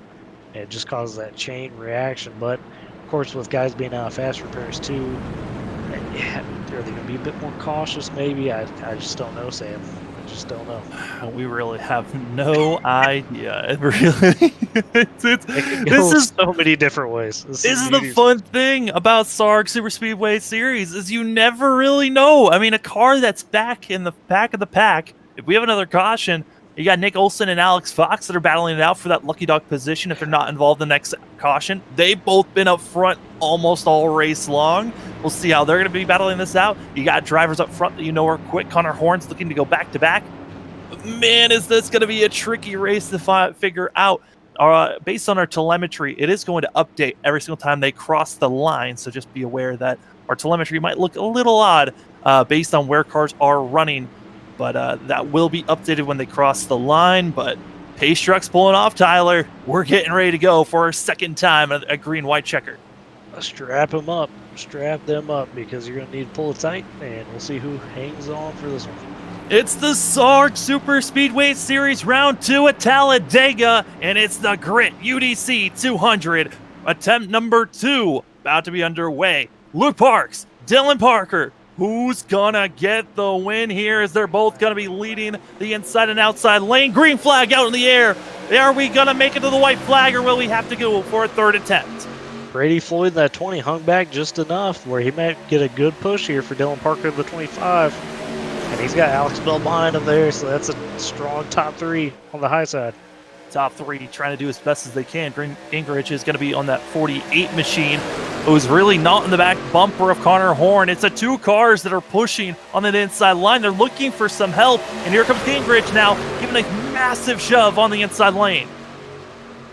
Oh no, there goes the 48, the 520. More cars involved. No yellow just yet. There's the yellow flag. We're going to have our third and final attempt at the ready. Connor Horn and Bell both survived, but on the back end, who survived from back there? Oh boy, it was Bell that gave the shove. He tried to make a bit of a move to the inside on Floyd and just caught his bumper just enough to turn him down into Horn and Gingrich. Horn may have, it didn't seem like he took a lot of damage, but he definitely took some fender damage there. I wonder how that's going to affect him. But other than that, yeah, some guys getting involved there in the back end of it. That's tough. As they continue to just fan out from there. We're actually going to take a look at drivers that were... Oh, no. Nick Olson was involved, blowing up his engine. Did Alex Fox get through there at all? I'm about to double check. We're trying to see who got through and who didn't. I mean, and Olson and Fox were very close to one another, and oh boy, it looked like Fox might have gotten through with no contact, which means he would be gifted the lucky dog position. He might have touched that 69, I believe. Ah. Checking up, and if he did, That's rough. That is so hard, which then would be gifted, I believe, to the 30 machine if he wasn't involved. It's really going back and being like, who wasn't touched by this thing? after Fox and Olson, really, those guys are 5+ laps down, starting with Swink in that 30. So it'd be kind of, I wouldn't say wasted, lucky dog, but for this purpose, wouldn't get anybody back on the lead lap. No, really wouldn't. As we're going to take a blimp view of how this all went down. They're coming down the backstretch, just a little bit of contact, and away they went as coming into turn number 3, trying to scatter everywhere. But a lot of machines involved, and a lot of machines that, like we have stated, only one fast repair, and a lot of them have already used it up. Yeah, and some of these guys, I highly doubt, do we have odds on somebody at least having one fast repair? Any driver in the field? I don't think anyone has one left. I very highly doubt that. If anyone would have a fast repair left, my guess is it's on Luke Parks on this 3 machine, because he's been up front since the start of the green, hasn't really seemed to have any issues. Connor Horn, I believe he was involved in a wreck possibly there. I'm trying to remember if he was or not. Dylan Parker, I don't think he was involved in anything either. Parker was fine. Parks was fine. Horn got hit on that right side, took some fender damage, but he shouldn't be down RPM. The question is he going to have enough aero now? Obviously, he's not going to pit. You're not pitting from 30 here. No matter what. The only way you're pitting there is if you're blown up. But that's going to be interesting to watch. Bell, I think, in that 15, although he was the one that made contact with the 20, he was for the most part clean there. But there's definitely a lot of trucks that at least have a couple dents and dings in them now in this top 10 all of a sudden. Trying to do quick math. I believe we have about 21 drivers that are still running at this moment. And at the moment of time, Alex Fox was gifted the free pass there in the lucky dog. So the 27 machine is back up front. Brandon Hoff, the 9 machine, who was gifted the lucky dog position before this last caution, he's up to 13th position. So he's making his moves up, and we know that 9 machine can be up front running well as... I mean, he's been up front multiple times, even though he was a lap down. Yeah, and I'll mention a couple of guys now that once again get a rough break here today. One that really strikes me as Jared Darling. I mean, that's 2 weeks in a row now where he's ran really well, ran up front. Today, even stronger than he was last week, but same result of just getting involved in the wrong place, wrong time. And he's back there in 26. That's got hurt. Mitchell Mumma's not going to be able to repeat his performance from last week. He got involved as well a few laps ago. He's 9 laps down back there. So a couple strong trucks. Everybody else, kind of surprised to see some of these guys out so early in the race. Obviously, Jacob Locklear, Clark, Jeremy Jones, all guys that are at least 20+ laps down. So just kind of shows us, Sam, how tough this day has been in terms of trying to judge when to use that fast repair, when to be, on it in terms of pushing the tempo. It's definitely been a while from here. It really has. A lot of drivers that were hoping for great days kind of out of this thing. Some other drivers that were up here running well. I mean, Jake McMullen in that 21 machine was involved in a wreck, and he's now 2 laps down. And a 21 machine, someone that we've seen multiple times running up front, had the speed, decided to drop back, and just wasn't able to be there at the end. Stephen Parrott, that 69 machine, finished 4th last week, will not be able to go for another top 5, is actually going to be right the moment outside of the top 20. Yeah, and he's had a tough day in that 69. Has tried to. It's kind of like climbing a mountain that's crumbling a bit on here, right? Like you think you're making progress, and then something happen, and then you fall back down a bit. So that's been some of these guys' day so far. It's just one of those deals. But the one that breaks my heart, Sam, a bit is seeing that Pikachu truck of Lucas Strayer banged up. So You hate to being a see Pokemon Pikachu. player, yeah. It's probably one of my favorite schemes as well. Pikachu, Surprise! you love to see it. It's a great back bumper like scheme as well. You just got Pikachu with this face, and you're just like, oh man. It kind of sums it up though, right? It's perfect for the Super Speedway series because you feel like that's probably the emotion. If if you touch someone wrong, that's the face you have. Oh no. Yeah. Well, let's get a little bit more serious about this. This is our last attempt here for the SARG Superspeedway series. It's round number 2 at Talladega for the Grit UDC 200.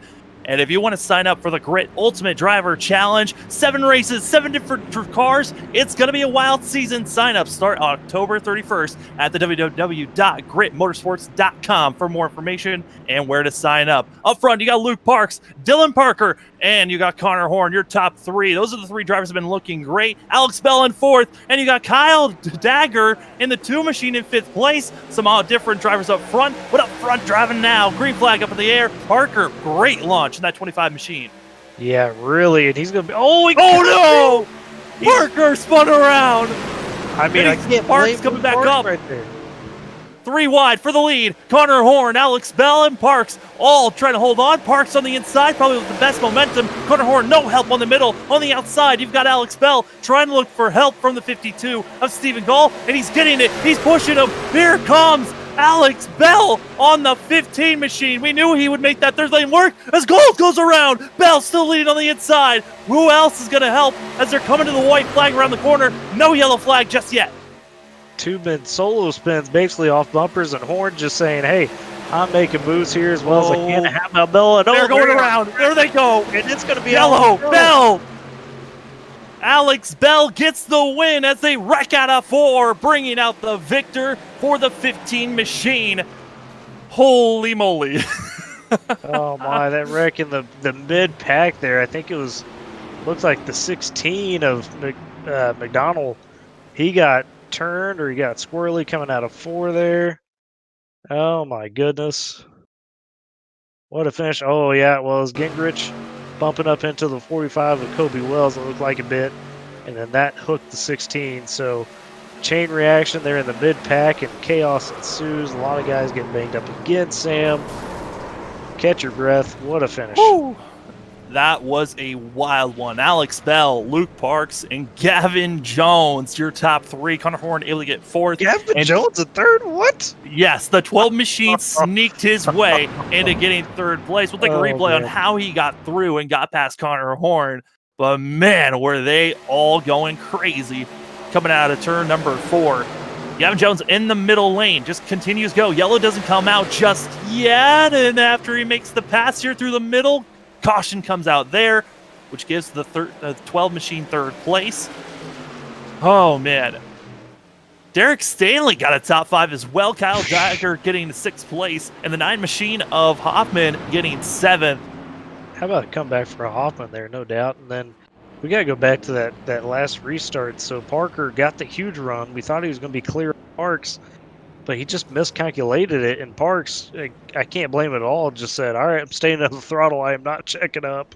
Whatever happens, happens. And then we saw the same thing there with Gale as well, I believe. Similar instance between him and Connor Horn, if I'm not mistaken. And coming across the line now, officially, Alex Bell, who we saw trying to make that 3rd lane work every single time he had a chance, gets the win in the 15. Luke Parks, Connor Horn, actually, after crossing the line again, it was updated. Connor Horn did get 3rd place. Gavin Jones, after re-looking at it, did not get that position. But still, a great run for the 12 machine that was a part of an incident. Was the driver that had the funniest moment, I think, of the night, just bobbing and weaving as there were 4 cars deep, 3 wide action. But Alex Bell, excited, giddy, as he's swerving it back and forth as he's getting ready to get to the front stretch. We'll take a quick look here at the results. I mean, I think the biggest comeback has to be Brandon Hoffman. He came back from being multiple laps down, finally got up there.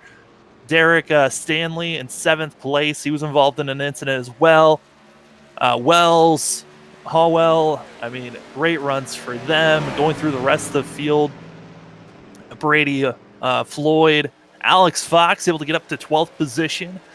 Stillman, Gringrich, I mean, our top 20, wild to see. But man, what a run by a lot of these drivers. And from 20th on down, all those drivers had instances where they were not able to finish out this race. And a lot of hungry drivers that were looking for better days. Some of them were, and some of them weren't. But Alex Bell crossing the line, burning it down in that 15 machine. Tyler, what were some of your thoughts during this race? Goodness, I mean, just, I'm not surprised that Alex Bell found a way to finish it off. He just seemed to have that mindset of, being right place, right time, and found a way to avoid the incidents, really. And, the guy, though, that I think we're going to have to watch going forward is just the perennial consistent contender. Has got to be Connor Horn, right? Got the win last week. Yeah. Found a third place this week. Just the consistency from him has been outstanding. But there's going to be a lot of guys now, Nick Olson,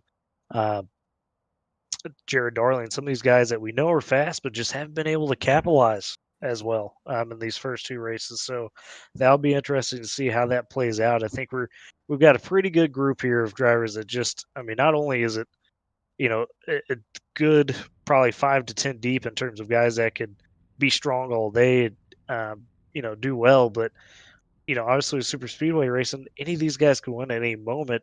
And when you got a full field of 32, like we saw today, it definitely makes for a crazy, crazy day. It really does. But let's talk to the Mr. Consistent so far in our first two races of the season, Connor Horn. Connor, it's Sam and Tyler. You got us? Yeah, 10-4. I mean, you won last week, a third place finish here today. How do you keep finding yourself up front? I'm just able to keep the car clean for the most part, and that faster pair helps a lot because the last two races I got killed one way or another, but the faster pair helps out a lot, able to keep in the pack. I know how to try to work the lines and all that, and just a matter of people trusting you to push, people trusting you to be pushed, and hopefully I've already gained a lot of respect in the last two races, so just being in the right place at the right time and having the right people around you is really vital to being up front at the end of one of these races. Now, on all these restarts, you were starting in third place. Did you feel like that was a disadvantage for you, not really be able to make any big moves, being stuck on the inside? It was unfortunate. Dylan and Luke worked together on that first green white checker, and they got by me. Then the yellow came out, and I knew it was going to be tough from there because they were kind of working together. And then the second restart, the 3 kind of didn't go on that start. And I don't know what happened, but someone got turned into my right rear. I don't know how I didn't wreck, but that was a bit lucky. And then, again, trying to think, just annoying. It's just really annoying all the time because when I am in third, you kind of know you kind of have to go for the lead immediately because the way they were racing, I was surprised they didn't wreck in turn 1 and 2 because they just kept wrecking. No one could really go in a straight line at the end of that race. They were just looking for the checkered flag, I guess. It got really frustrating, especially that last restart where 2 people turned themselves across each other. There was like 4 separate wrecks. Everyone was racing like they were coming to the white.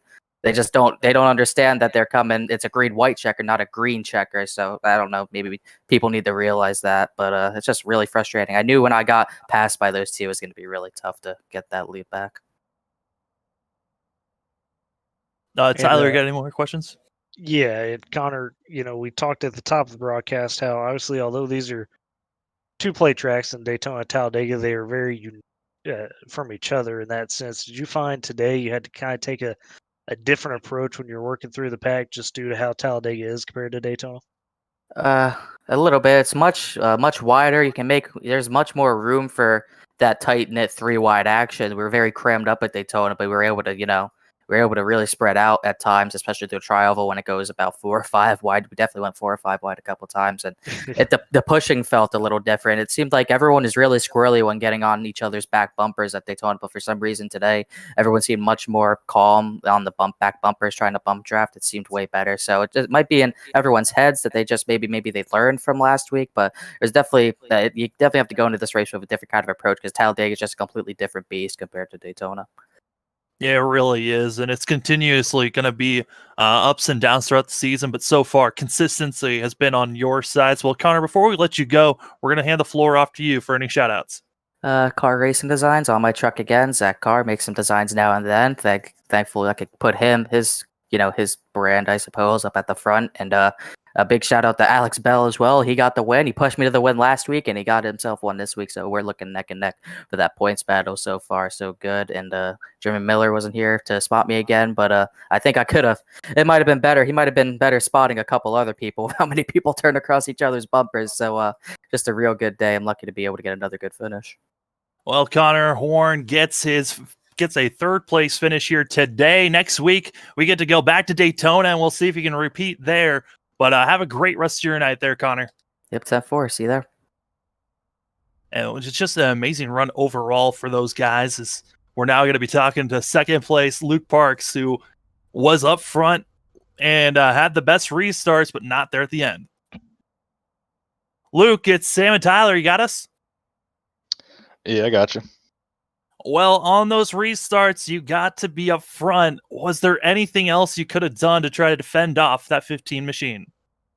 No, I went back and watched the replay, and the 25 just, I guess, tried to clear himself, and it kind of killed my momentum. And then looking back at the replay, I think the 2 truck was behind me, and he was junked. So I didn't really have any help. I was just trying to get by the 15 before the caution come out, or just try to start the last lap in the lead, but it just didn't work out that way. Yeah, I mean, in these green white checkers, you knew it was the final attempt. Was the urgency just to be up front, stay up front, because you knew they were going to be racing like crazy behind you? Yeah, I was honestly hoping we had a restart kind of like the second one, so it would just be over automatically, but yeah, when it comes to green white checkers and pretty much the whole race, I just try to stay up front or up as close to the front as possible so I can avoid all the wrecks. And with that one, I definitely wanted to be up front, so the caution would have ended it. Yeah, and Luke, my question for you is on that last restart there when Dylan Parker came across, did you think it was going to be over there, or did you kind of do what you did, stuck in it, and say whatever happens, happens? I wasn't sure if I was going to lose too much speed, but I mean, I could tell that I was going to be able to come up. I probably would have tried to force myself up there anyways, not intentionally cause a wreck, but, Right. just try to get myself up in there. But, it worked out until there was just no help behind. Yeah, I mean, Luke, you were so close there, and just not enough to get the win, but still a second place finish. A solid day for yourself. Before we let you go, though, we're going to hand the floor off to you for any shout-outs. I'm going to give a shout-out to, I don't know, Clint Spillman. I like racing with him, and I felt like we kind of had something going there for a little bit. Well, that's Luke Parks in the 3 machine, getting a second place finish here today. Hopefully we can talk to you next week at Daytona. All right, appreciate it, guys. And then we got the man of the show, Alex Bell, who was holding that third lane up almost all race and somehow able to win this thing. Alex, it's Sam and Tyler. You got us? Yes, sir. Oh, well, I mean, during that whole entire race, it seemed like you were the Pied Piper of making sure that third lane was there. But at the end of the race, you were up front. How was that last restart and finding yourself up front? Yeah, man, that was crazy. My original plan was just to get Dylan out there as far as I could. I thought maybe we could fall in line 1-2 on the bottom, but he just mistimed his run to the bottom a little bit, got hooked, and as soon as that happened, thankfully I had the 52 behind me that I was able to get to the top of 3, and I seem to be really good trying to make that work here at the end of these races. So I just ran top of 3, man. It's awesome. Yeah, I mean, what was making you feel like I'm going to be up front on the high side? Because it seemed like every single time that third lane wasn't there, we knew you were going to pop up there at some point to start and wait for other drivers to join you.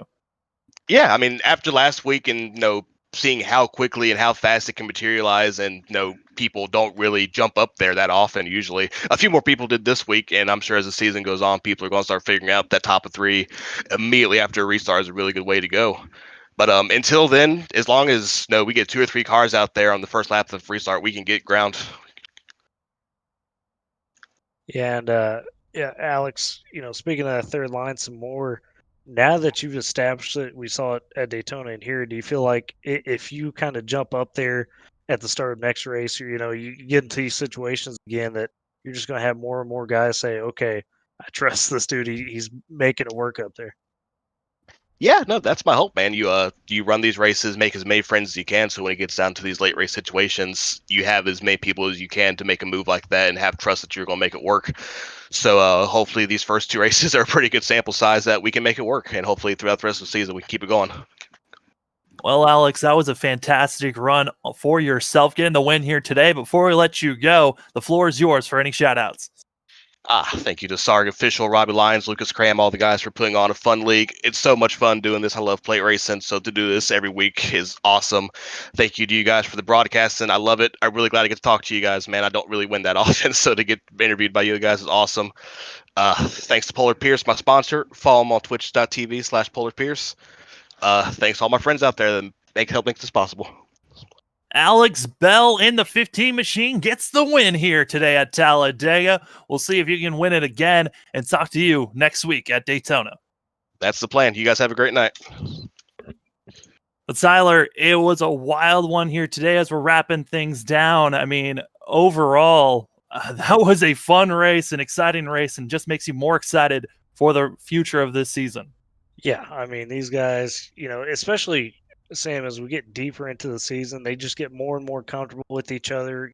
Trust built up. You heard basically all 3 guys right there say, hey, it's about building trust in these first few races, because that's really what it takes to be able to run up front and have some guys believe that, okay, I know this guy, what he can do, what he can't do, that type of thing. So the deeper you get into the season, the better it's going to get. And if that's the case, boy, we're going to be just each week having some phenomenal races. Each week, it's going to get wilder and wilder. That is for sure. We're excited to see where these drivers are going to be at the end of this thing. Like we said, Daytona is the next stop for these drivers next week, and it's going to be a little bit shorter, 4 less laps than it was for our initial start of the season. Only 80 laps for 200 miles, but still a long race for these guys that they're going to have to gruel, make friends, and make sure they've got tires and fuel at the end of this thing. Yeah, and that's the other element of this league too, with the shorter fuel runs as well. We saw that played big drama in this race, right? So it's not just you're parading around the entire race. There's so much strategy, so many mind games involved. It really makes it fascinating throughout the entire series. It really does, and it just makes you more excited for how this race and how the season's going to go on. Alex Bell, your winner here today. But as we're wrapping things up, I want to say thank you, Tyler, for being in the booth with me here today. Oh, you make it easy, Sam. You make it easy. Well, thank you once. Well, thank you once again for watching the SARG Superspeedway series. Tonight, it was sponsored by Grit Ultimate Drivers Challenge. Once again, if you want to learn more about their Ultimate Drivers Challenge and their 7 different cars, 7 different racetracks, go to www.gritmotorsports.com. But for us, for me, Sam Dyer, for Tyler Riggs, thank you for watching another presentation of the Flatout Racing Network here.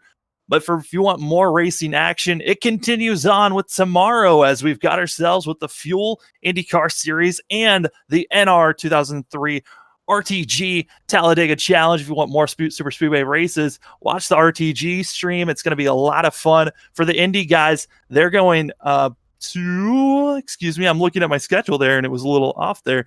They're going to Road America, so a lot more road race action for those guys. Excited to see all the more racing here on the Flatout Racing Network. Subscribe if you haven't already.